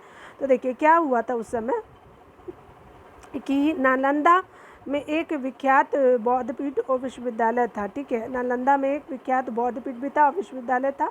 यह दक्षिण बिहार में राजगीर, जिसको वर्तमान में राजगिरी के निकट स्थित था। प्राचीन सदी के मध्य गुप्तों के समय में नालंदा स्थित विश्वविद्यालय अस्तित्व में आया। 12वीं सदी के अंत तक मुस्लिम आक्रमण के फलस्वरूप महाविहारों का पतन हो गया।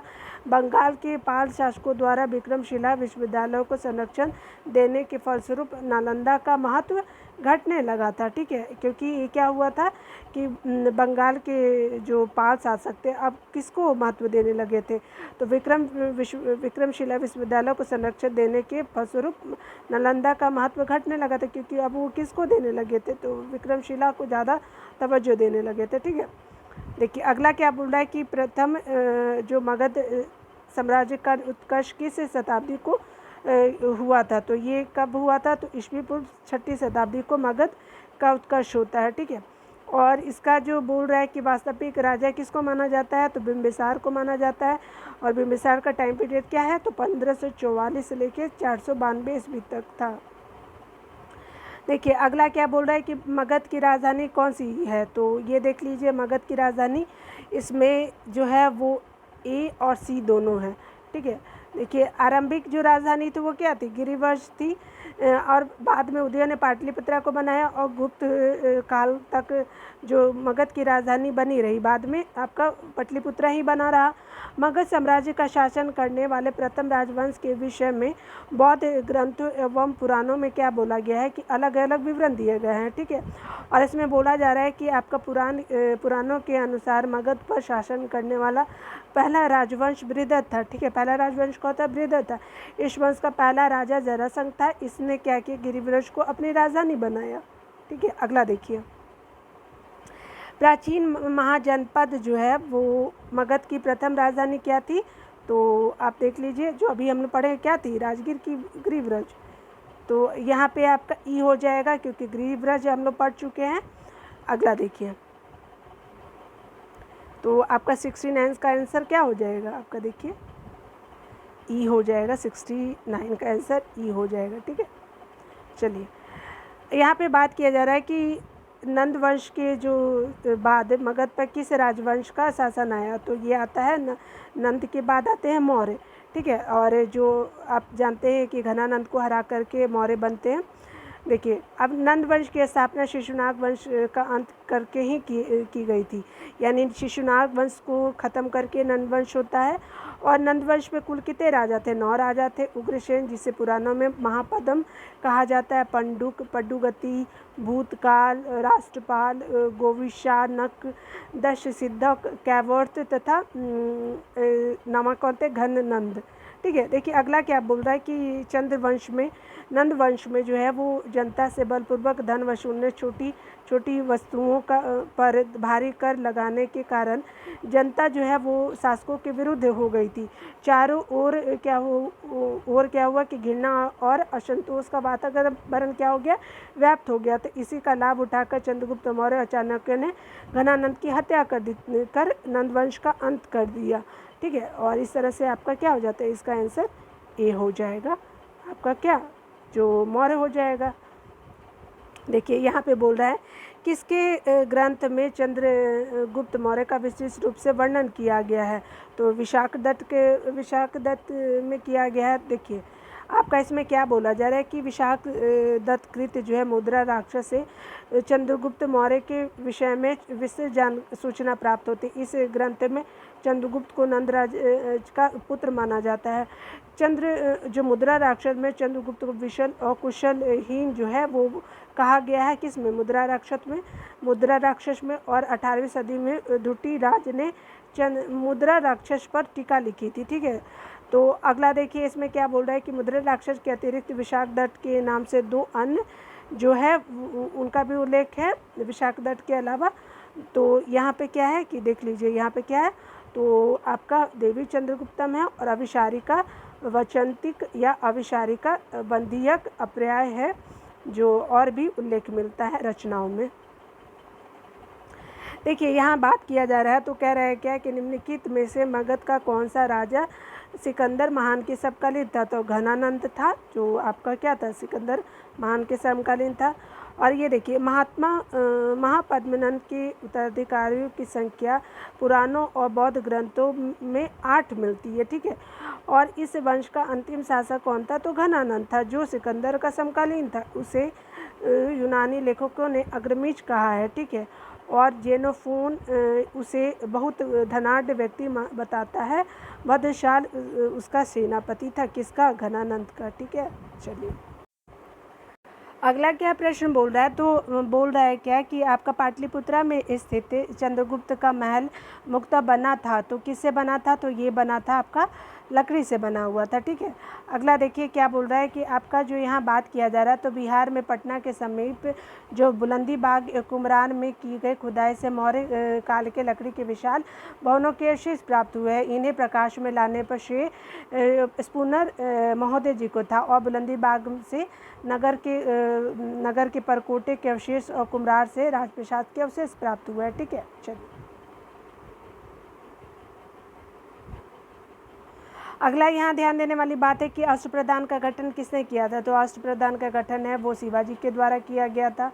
देखिए शिवाजी के राज्य के प्रशासन के लिए केंद्रीय स्तर पर अष्टप्रधान की व्यवस्था की गई थी, जिसके अंतर्गत कितने मंत्री थे, तो 8 मंत्री जो थे वो नियुक्त किए गया था, जिसमें पेशवा, अमात्य, मंत्री, सचिव, आपका क्या था, सुमंत, सेनापति, पंडित, राव, न्यायाधीश शामिल थे।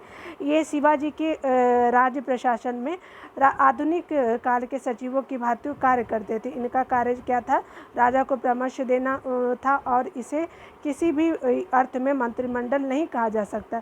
प्रत्येक मंत्री राजा के प्रति उत्तरदायी होता था। देखिए अगला क्या बात किया जा रहा है, तो बोल रहा है क्या निम्नलिखित में से किस मौर्य राजा ने दक्कन की विजय प्राप्त की थी। तो ये चंद्रगुप्त मौर्य जो थे वो दक्कन की विजय किए थे। ठीक है, देखिए अगला इसमें क्या बोल रहा है, तो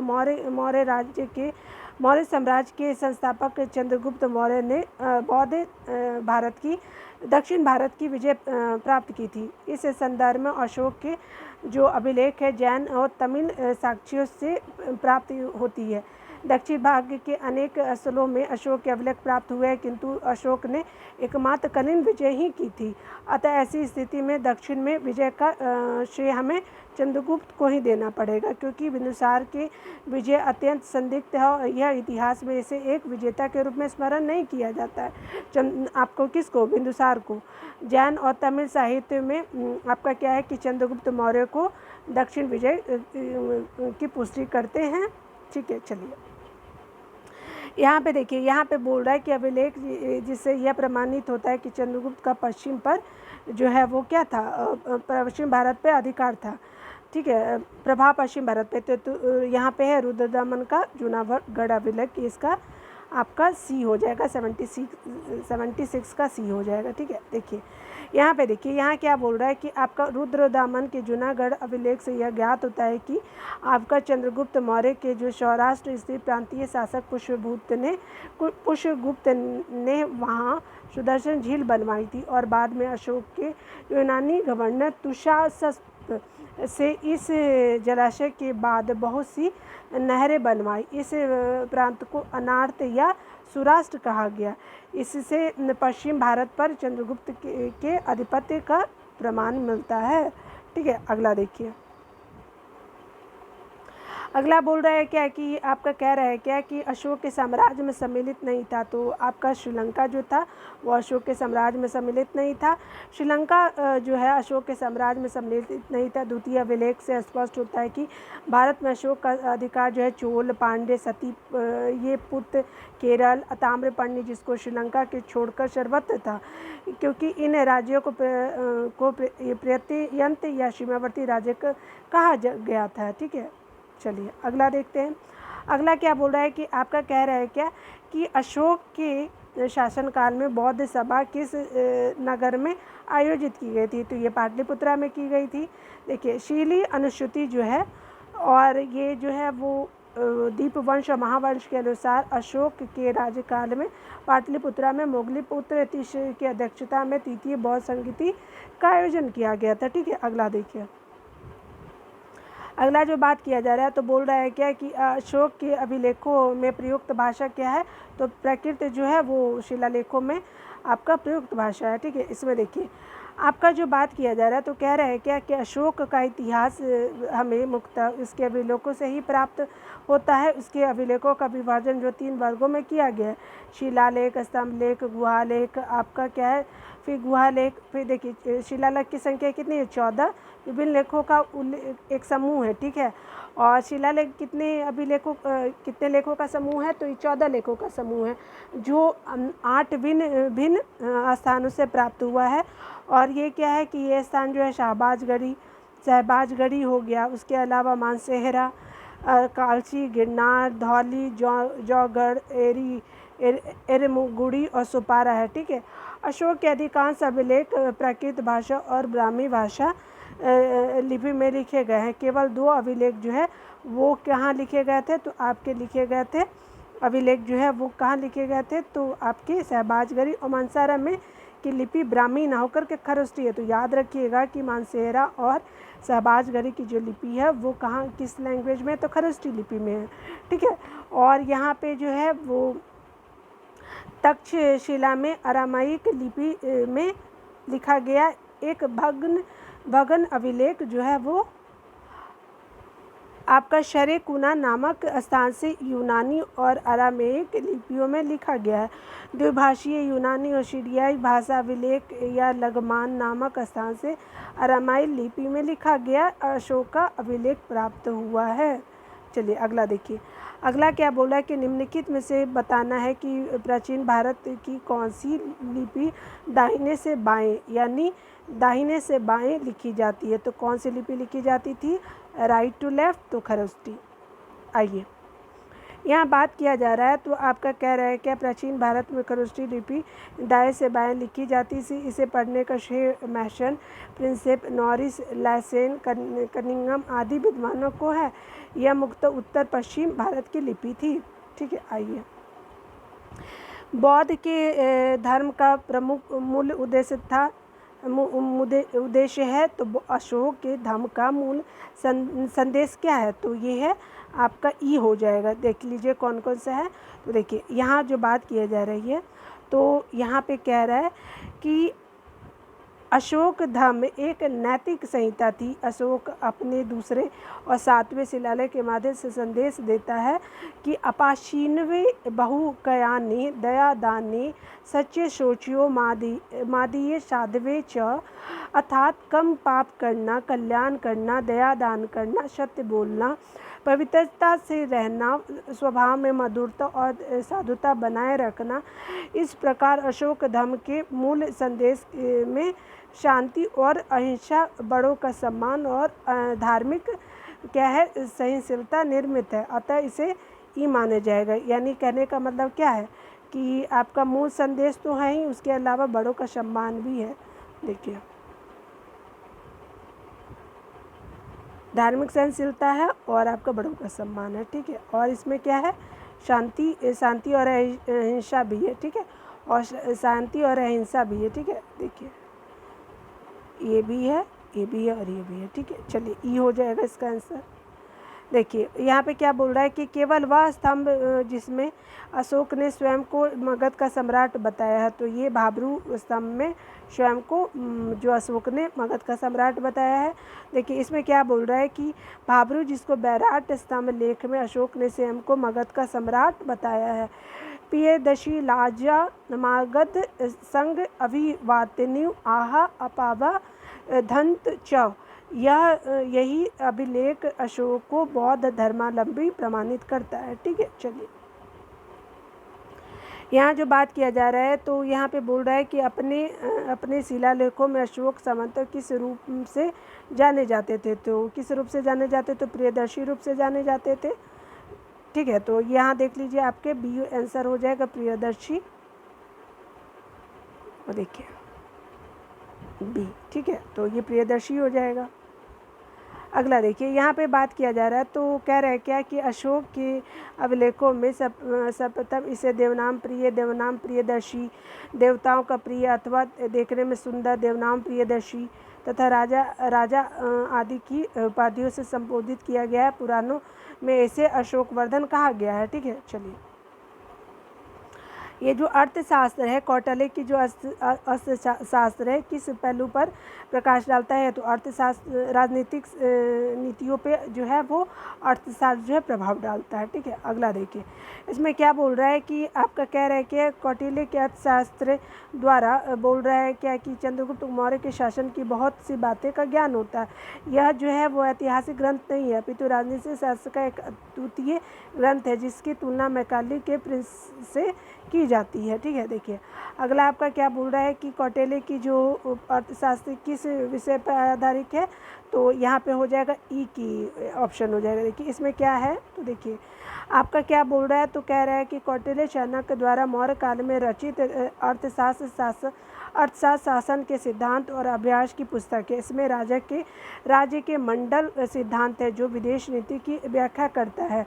इसके अलावा जो है वो आपका सप्तांक सिद्धांत हो गया, राजा, माते, जनपद, दुर्ग, कोष, दंड और मित्र को सर्वप्रथम क्या किया व्याख्या मिलती है। अर्थशास्त्र में तत्कालीन प्रशासन और कृषि, शिल्प और व्यापार व्यवस्था की भी विस्तृत जानकारी प्राप्त होती है। ठीक है, अगला देखिए मेगास्थनीज ने बोल रहा है कि मेगास्थनीज ने भारतीय समाज को कितनी श्रेणियों में विभाजित किया गया है, तो 7 श्रेणियों में मेगास्थनीज ने भारतीय समाज को क्या किया विभाजित किया गया है। तो देखिए यहाँ पे क्या है तो यहाँ जो बात किया जा रहा है तो कह रहा है कि मेगास्थनीज ने अपनी पुस्तक इंडिका में समाज को 7 वर्ग श्रेणियों में विभाजित किया है। दार्शनिक, कृषक, पशुपालक, कारीगर, उसके अलावा योद्धा, निरीक्षक, सभासद।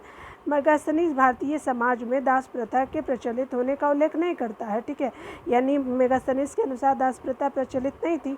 मौर्य काल में कोई भी व्यक्ति न तो अपनी जाति से बाहर विवाह कर सकता न ही उससे भिन्न पेशा ही अपना सकता था, यानी ये दोनों की मनाही थी। ठीक है, अगला देखिए आगे इसमें बात किया जा रहा है क्या कि मौर्य समाज का 7 वर्गों में विभाजन का विशेष रूप से उल्लेख किया है, तो मेगास्थनीज की इंडिका में किया गया है। देखिए यहाँ पे ये बात किया जा रहा है, तो पेरिप्लस ऑफ एरिथियस सी किसने लिखी है, तो यहाँ ई हो जाएगा, नहीं अज्ञात ने लिखा है। देखिए यहाँ पे जो है वो क्या है, तो देखिए पेरिप्लस ऑफ एरिथियन सी एक ग्रीको रोमन पेरिप्लस है। ठीक है, जिसको मैन्युस्क्रिप्ट डॉक्यूमेंट कहते हैं। यह रोमन विश्व के बंदरगाहों से नेविगेशन और व्यापार के अवसरों पर वर्णन करता है। ठीक है, अवसरों का वर्णन करता है। इसे 60वीं ईस्वी में अलेक्जेंड्रिया के अनाम नाविक ने लिखा था, यानी जिसको अज्ञात बोलते हैं, तो अनाम नाविक ने लिखा था। इसने भारत से आयात और निर्यात को जानने वाली की जाने वाली वस्तुओं का भी उल्लेख किया है। ठीक है, चलिए इसमें बोल रहा है क्या कि वह स्रोत जिसमें पाटलिपुत्र के प्रशासन का वर्णन उपलब्ध है, तो क्या है, तो इंडिका है। ठीक है, अगला देखिए इसमें क्या बोल रहा है कि पाटलिपुत्र नगर का प्रशासन मेगास्थनीज की इंडिका में प्राप्त होता है। मेगास्थनीज ने पाटलिपुत्र के नगर परिषद की 5 सदस्यों की 6 समितियों का उल्लेख किया है। ठीक है, यानी 5 सदस्य होते थे, समिति कितनी, तो 6 थी। वह नगर के पदाधिकारी को एरिस्टीमोनाई कहता है। ठीक है, अगला देखिए यहाँ पे बात किया जा रहा है क्या कि सर्वप्रथम पाटलिपुत्र को किस शासन ने सर्वप्रथम अपनी राजधानी बनाई, तो ये आपका चंद्रगुप्त मौर्य है।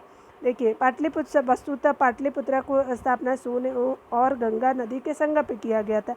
हरियंक वर्षीय जो शासक उदयन ने की थी एवं अपनी राजधानी राजगीर से पाटलिपुत्र स्थापित की, किंतु विकल्प उदयन नहीं है, इसलिए क्या चुना गया, तो आपका चंद्रगुप्त मौर्य चुना गया है। बोल रहा है क्या कि इनमें से किसने मौर्य सर्वप्रथम व्यापक पैमाने पर स्वर्ण मुद्रा का प्रचलन किया है, तो स्वर्ण मुद्रा का प्रचलन जो है, तो देख लीजिए किसने किया था, तो ये किया गया था आपका कनिष्क भीम कनिष्कस के टाइम पे किया जाता है, यानी सी हो जाएगा।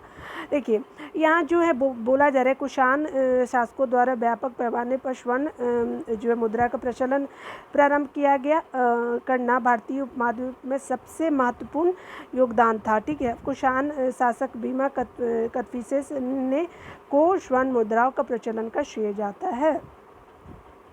देखिए इसमें बोल रहा है कि कला की गांधार शैली निम्न भाषा में फली फूली, तो कुषाणों के समय में फली फूली। अगला देखिए यहाँ पे बोल रहा है क्या कि कुषाण शासक कनिष्क के शासनकाल में कला के क्षेत्र में 2 स्वतंत्र शैलियों का विकास हुआ। तो कौन कौन सी शैलियाँ हुई, तो गांधार शैली, मथुरा शैली होती है। और यहाँ पे क्या होता है कि आपका दोनों कनिष्क की ओर से पर्याप्त जो है वो प्रोत्साहन दिया जाता है, और गांधार कला यूनानी कला से प्रभावित है। ठीक है, अगला देखिए अगला बोल रहा है क्या कि जो इनमें से किस शासक ने चतुर्दश बौद्ध संगति कश्मीर में आयोजित की थी, तो ये कनिष्का के टाइम में किया गया था। देखिए अगला क्या बोल रहा है कि बौद्ध धर्म की चतुर्थ संगति जो है कुषाण शासक कनिष्क के राज्यकाल में कश्मीर के कुंडल वन में हुई। इसकी अध्यक्षता किसने की, तो वसुमित्र जी ने किया। उपाध्यक्ष कौन थे, तो अशोक घोष थे। इस सभा में महासंधियों का वर्चस्व था। यहाँ बौद्ध ग्रंथों के कठिन अंशों का सम्यक विचार किया गया एवं तथा प्रत्येक पीठक पर भाष्य लिखकर उन्हें विभाषा शास्त्र नामक टीकाओं में संकलित किया गया। इस समय क्या हुआ कि बौद्ध जो है वो क्या हुआ कि आपका क्या होता है कि बौद्ध जो है वो जो 2 संप्रदाय में थे वो में विभक्त हो जाते। कौन से संप्रदाय में, तो आपके हीनयान और महायान में। कौन में, तो चौथे टाइम में, बौद्ध संगति के टाइम में। अगला देखिए शुंग वंश जो है वो के बाद किस वंश ने भारत पर राज किया, तो कन्या वंश ने शुंग वंश के बाद जो है वो भारत पर राज किया। ठीक है, अगला ये देख लेते हैं इसमें क्या बोल रहा है। तो इसमें देखिए इसमें क्या बोल रहा है, तो कह रहा है क्या कि आपका जो कह रहा है शुंग वंश का अंतिम राजा देवभूति अपने अमात्य वसुदेव के षड्यंत्रों द्वारा मार डाला गया था। तो अंतिम राजा कौन था शुंग वंश का, तो देवभूति था, और अमात्य से जो अमात्य वासुदेव तो उसी के षड्यंत्रों से वो मार डाला जाता है देवभूति।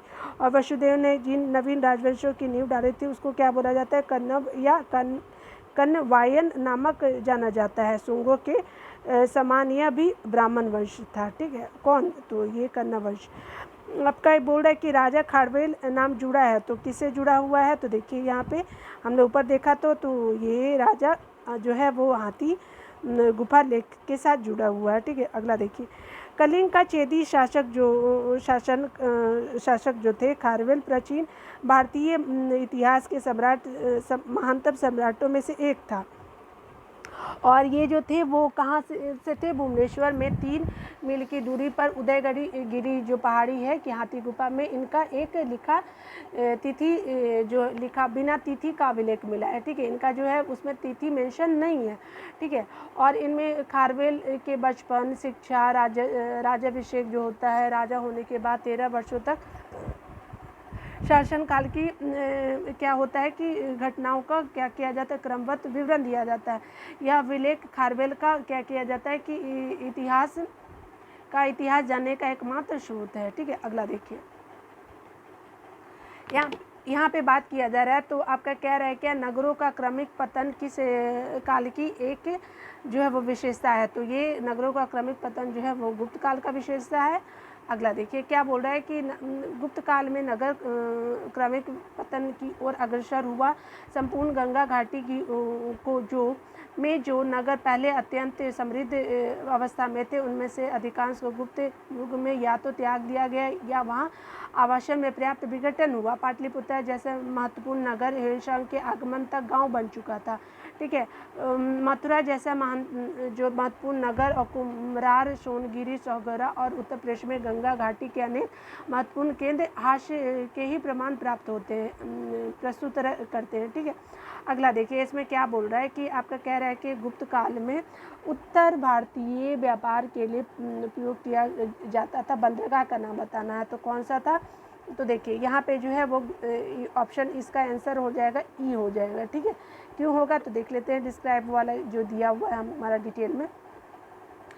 गुप्त काल में बंगाल में ताम्रलिप्ति एक प्रमुख बंदरगाह था। यहाँ से उत्तर भारत के साथ दक्षिण पूर्व एशिया, चाइना जो चीन हो गया, लंका, जावा, सुमात्रा आदि देशों के साथ व्यापार होता था। पश्चिम भारत का जो प्रमुख बंदरगाह है जिसको भंडोज कहते हैं, जहाँ से पश्चिम देशों के साथ समुद्री व्यापार होता था। इसके अलावा कल्याण और बॉम्बे से भी उत्तर भारतीय व्यापार होता था, ठीक है। यानी कहने का मतलब कि देखिए,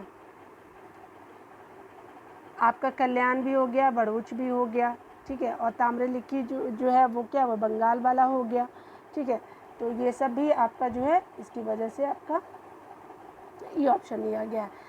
देखिए, इस शासक वंश में किस शासक वंश में मंदिरों और ब्राह्मणों को सबसे अधिक ग्राम दान दिए गए? तो आप जैसे जानते हैं किस वंश में दिया गया था?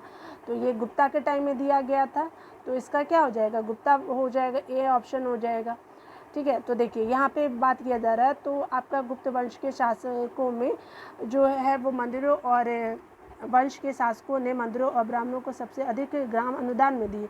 गुप्त लेखों में जिन भूमिदानों का उल्लेख किया गया है उससे यह स्पष्ट होता है कि भूमिदान के साथ साथ गांव की भूमि से उत्पन्न होने वाले आय भी ग्रहीता को सौंप दी गई थी, ठीक है। चलिए अगला देखिए, इसमें बोल रहा है क्या कि आपका जो कह रहा है क्या गुप्त युग में भूमि राजस्व की दर क्या थी? तो ये थी गुप्त की जो भूमि राजस्व दर थी तो उपज का 6ठा भाग लिया जाता था।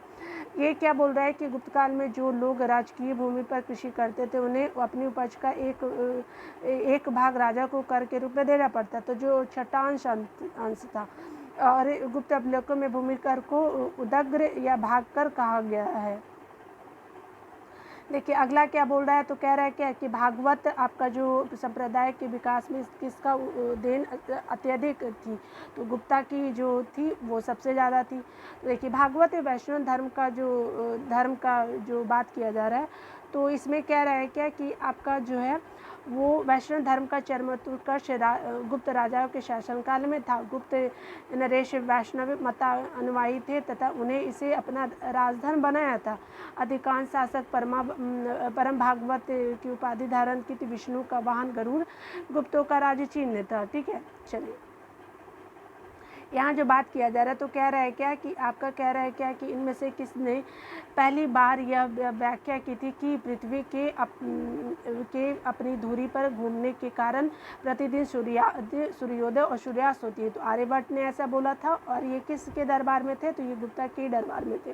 ठीक है, देखिए अब आर्यभट्ट प्रथम व्यक्ति थे जिन्होंने यह व्याख्या की थी कि पृथ्वी के अपनी धुरी पर घूमने के कारण ही प्रतिदिन सूर्योदय और सूर्यास्त होता है।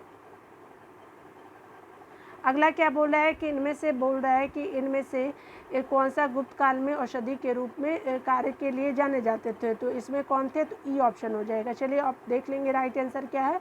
तो देखिए सुषुप्त को शल्य चिकित्सा के रूप में जाना जाता है। ठीक है, सुषुप्त को शल्य जो है वो क्रिया का जनक कहा जाता है। यह काशी के रहने वाले थे और इनका जो लगभग जो था वो 600 ईसा पूर्व माना जाता है टाइम पीरियड जो है, और ईसा पूर्व में ईस्वी पूर्व। ठीक है, शौनक ऋग्वेद कालीन ऋषि थे। शूद्रक गुप्त कालीन नाटककार यानी साहित्यकार थे।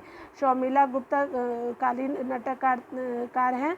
शौमिल गुप्ता जो है वो गुप्त कालीन नाटककार है जिसे कालिदास ने भाष और कवि पुत्र के साथ याद किया है। इस प्रकार गुप्त काल में औषधि के क्षेत्र में उपर्युक्त में किसी ने कार्य नहीं किया है, यानी मतलब औषधि के रूप में किसी ने भी कार्य नहीं दिया है।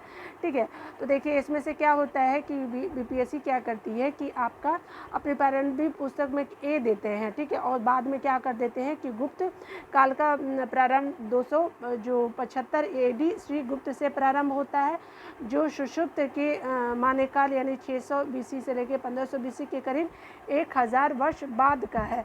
इसलिए सुषुप्त को गुप्तकालीन मानना औपचारिक औचित्य नहीं होगा, यानी आपका जो है वो सुषुप्त आंसर इसका उन्होंने माना था। क्या माना था? तो सुषुप्त को ही माना था, सुषुप्त को माना था, लेकिन बाद में क्या कर देते? कैंसिल कर देते इसको। ठीक है, तो इसको सुषुप्त भी नहीं होगा तो इसका ऑप्शन ये हो जाएगा।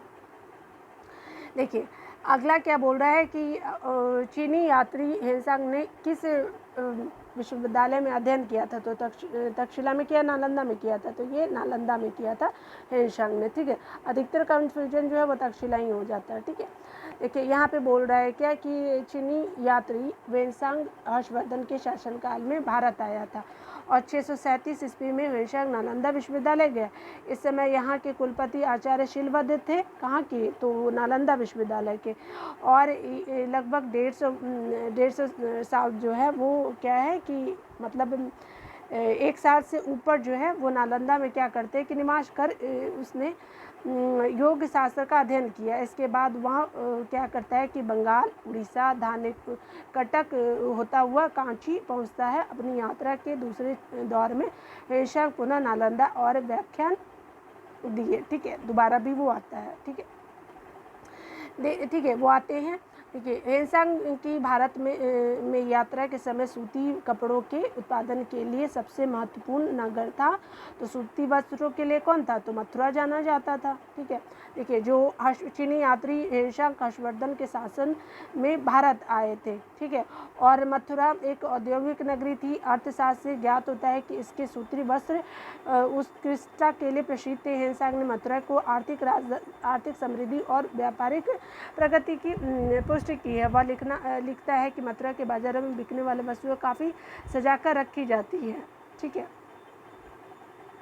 देखिए यहाँ बात किया जा रहा है तो कवि वान निवासी थे। तो कहाँ के थे निवासी थे? तो पाटलिपुत्रा के थे।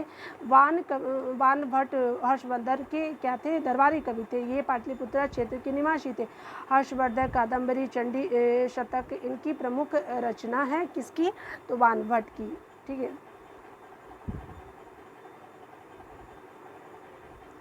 इसमें क्या बोल रहा है? तो कह रहा है कि चीनी यात्री जो है सिंह ने बिहार का भ्रमण किया। लगभग कब? तो ये किया है उनके द्वारा किया गया है।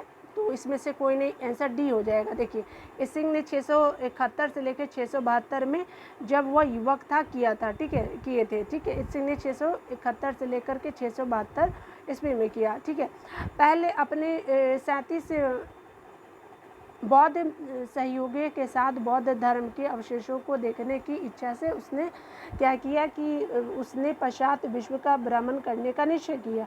वह दक्षिण के समुद्री मार्ग से होकर भारत आया और 675 से 685 तक नालंदा विश्वविद्यालय में अध्ययन किया और 693 से 94 के मध्य सुमात्रा होता हुआ वह चीन लौट गया। ठीक है, और ये जो है वो भारत कब आता है? चीनी यात्री जो उसका टाइम पीरियड 671 या 672 ईस्वी में वह युवक था। और क्या करता है कि ये भारत की यात्रा कब करता है? तो ये आपका यात्रा करता है, नालंदा का यात्रा 675 से 685 के बीच में करता है। ठीक है, अगला देखिए, इसमें बोल रहा है क्या कि प्रस्तुत जो प्रसिद्ध चीनी यात्री फाहियान ने किसके शासनकाल में भारत की यात्रा की? तो चंद्रगुप्त के टाइम में ये भारत की यात्रा करते हैं फाहियान। ठीक है, देखिए अगला बोल रहा है क्या है, चंद्रगुप्त मौर्य जो चंद्रगुप्त द्वितीय थे, जिनको विक्रमादित्य के नाम से जाना जाता है, कि शासनकाल में चीनी यात्री फाहियान ने भारत के विभिन्न स्थानों पर भ्रमण किया। और क्या करते हैं कि नालंदा विश्वविद्यालय के संस्थापक कौन थे? तो नालंदा विश्वविद्यालय के संस्थापक कौन थे? तो कुमार गुप्त थे। बी आंसर हो जाएगा। ठीक है, देखिए बी आंसर हो गया। यहाँ पे बोल रहा है कि हेनसांग के अनुसार जो है नालंदा विश्वविद्यालय का संस्थापक शक्रादित्य था, जिसने बौद्ध धर्म के त्रिरत्नों के प्रति महती श्रद्धा के कारण इसकी स्थापना कराई थी। शक्रादिका की पहचान जो है वो कुमार गुप्त प्रथम यानी 415 से 455 ईस्वी उसका टाइम पीरियड है कुमार गुप्त जी का। और कुमार गुप्त की प्रसिद्ध उपाधि क्या है? महेंद्रादित्य जो है कुमार गुप्त की प्रसिद्ध उपाधि थी। ठीक है, देखिए अगला क्या बोल रहा है, तो कह रहा है क्या कि इसमें बोल रहा है कि ताम्रपत्र लेख दर्शाते हैं कि प्राचीन काल में बिहार के राजाओं का संपर्क था तो जावा और सुमात्रा से था।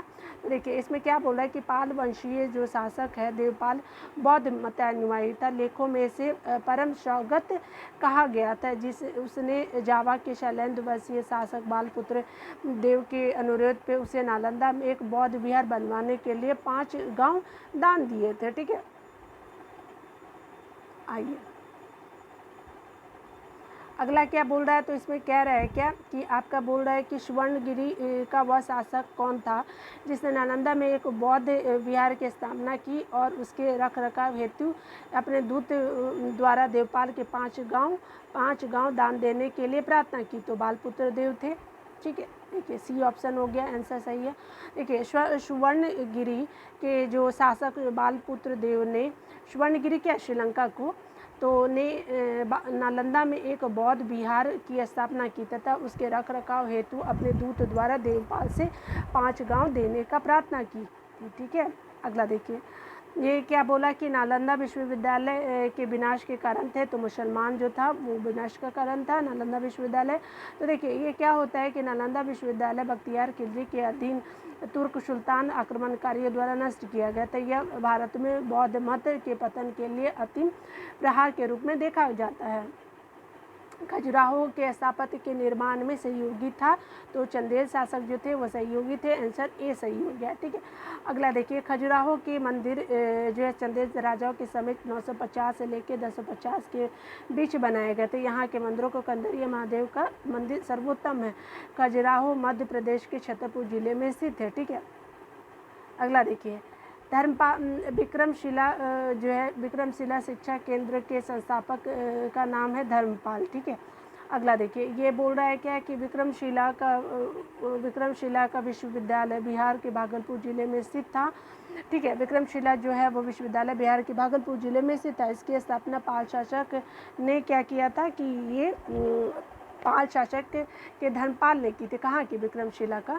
ठीक है, और दीपंकर श्री ज्ञान जो उपाध्यक्ष अतीश के नाम से प्रसिद्ध थे। दीपंकर श्री ज्ञान जो थे जो उपाध्याय अतीश के नाम से प्रसिद्ध है। यहाँ के सर्वाधिक प्रसिद्ध विद्वान थे। ये तिब्बत भी गए थे।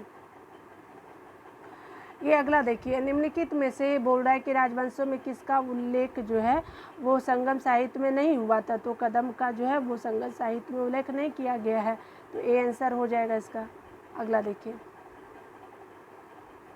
इसमें क्या बोल रहा है कि आपका कह रहा है कि संगम साहित्य की बात की जा रही है। संगम साहित्य में केवल चोल, चेर, पांडे राजा के उद्भव और विकास का विवरण प्राप्त होता है। इन राज्यों के विविध राजाओं के शासनकाल का स्पष्ट निर्धारण संभव न होने पर भी संगम साहित्य से कृष्णा नदी के दक्षिण में सुदूर प्रायद्वीप तक राजनीतिक गतिविधियों पर पर्याप्त प्रकाश डाल पड़ता है। ठीक है, चलिए ये देखिए अगला क्या बोला, संगम युग में जो उरैयूर किस लिए विख्यात था। तो ये कपास के व्यापार का महत्वपूर्ण केंद्र जो है वो उरैयूर को कहा जाता है। ठीक है, यहाँ पे देखिए तमिलनाडु के तिरुचिरापल्ली में अवस्थित कावेरी नदी के तट पर उरैयूर संगमकालीन चोलों की राजधानी थी।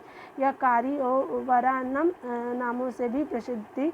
संगम युग में उरैयूर कपास और सूती वस्त्रों का बहुत बड़ा केंद्र था। देखिए अगला क्या बोल रहा है कि मुद्रा राक्षस का लेखक निम्न में से कौन था। तो विशाखदत्त जो है वो मुद्रा राक्षस के लेखक है। देखिए अगला क्या बोल रहा है कि मुद्रा राक्षस की रचना जो विशाखदत्त ने की थी, इस ग्रंथ में मौर्य इतिहास के बारे में जानकारी मिलती है और मौर्य काल के जीवन पर प्रकाश पड़ता है। इसने चंद्रगुप्त मौर्य को विशाल और कुलहीन बताया है। किसने? मुद्रा राक्षस ने। डुंडी राज ने मुद्रा राक्षस पर टीका लिखी है। ठीक है, चलिए अगला देखिए यहाँ पे क्या बोल रहा है कि पृथ्वीराज रासों के लेखक कौन है। तो चंद्रवरदाई जो है वो पृथ्वीराज रासों के लेखक है। ठीक है, और ये क्या थे, ये चौहान वंशीय शासक पृथ्वीराज थर्ड यानी राय पिथौराज जिनको कहते हैं, दरबारी कवि चंद्रवरदाई ने पृथ्वीराज रासों की रचना की। ठीक है, देखिए ये जो लेखक है स्वप्नवास दत्ता के लेखक कौन है। तो भाष्य हैं जो वो लेखक है स्वप्नवास दत्ता के। ठीक है, देखिए महाकवि भाष्य के नाम से 13 नाटक उपलब्ध हुए हैं, जिन्हें 1909 में श्री टी गणपति शास्त्री ने ट्रावणकोर राज्य से प्राप्त किया था। इन नाटकों के नाम है प्रतिज्ञा योग्य, धंत, रायन, स्वप्नवास वदता और उर्भंग, द्वितीय वाक्य, पंचरात्र, बालचरित, धूत घटोत्कच, कर्णभार, मध्य वाम्ब योग, प्रतिमा नाटक, अभिशेष नाटक और अभिमारक एवं चारुदत्त। अगला देखिए बोल रहा है क्या कि कुमार संभव महाकाव्य किस कवि ने लिखा है। तो ये लिखा गया है आपका कालिदास जी के द्वारा। और कुमार संभव महाकाव्य की रचना महाकवि कालिदास ने की थी। इसमें 17 सर्ग जिनमें प्रकृति चित्रण और कार्तिकेय की जन्म कथा वर्णित है। ठीक है, अगला देखिए अगला क्या बोला है कि किराता जुन्नीय पुस्तक किसने लिखी है। तो भारवी की लिखी हुई किराता जुन्नीय पुस्तक के लेखक किसने लिखा। तो भारवी जी ने लिखा है। ठीक है, देखिए किराता जुन्नीय पुस्तक जो है वो पुस्तक के लेखक भारवी। इस पुस्तक की कथा वस्तु महाभारत से ली गई है। इसमें अर्जुन और किरात यानी वेशधारी शिव के बीच युद्ध का वर्णन है। ठीक है, अगला जो बात किया जा रहा है उस स्रोत का नाम बताएं जो प्राचीन भारत के व्यापारिक मार्गों पर मौन है। तो मौन है जो मिलिंद हो जो है वो मौन है। देखिए इसमें बात किया जा रहा है क्या कि आपका पाली भाषा में बौद्ध भिक्षु नागसेन द्वारा लिखित मिलिंद पन्नों में नागसेन और इंद यमन शासक मेनांडर के बीच वार्तालाप का वर्णन है। इसमें व्यापारिक मार्गों का वर्णन नहीं मिलता है। ठीक है, अगला देखिए हर्षचरित नामक पुस्तक के लेखक किसने लिखी है। तो वानभट्ट ने लिखी है। हर्षचरित ग्रंथ की रचना सुप्रसिद्ध लेखक वानभट्ट ने की है। यह वर्धन वंश के इतिहास का प्रमुख स्रोत है। यह एक आख्यानिका है जिसमें लेखक ने अपने समकालीन शासक और उसके पूर्वजों के जीवन वृत्त का वर्णन प्रस्तुत किया है। चलिए अगला देखिए बोल रहा है क्या कि चोल वंश का संस्थापक कौन है। तो चोल वंश के जो संस्थापक वो विजयालय हैं।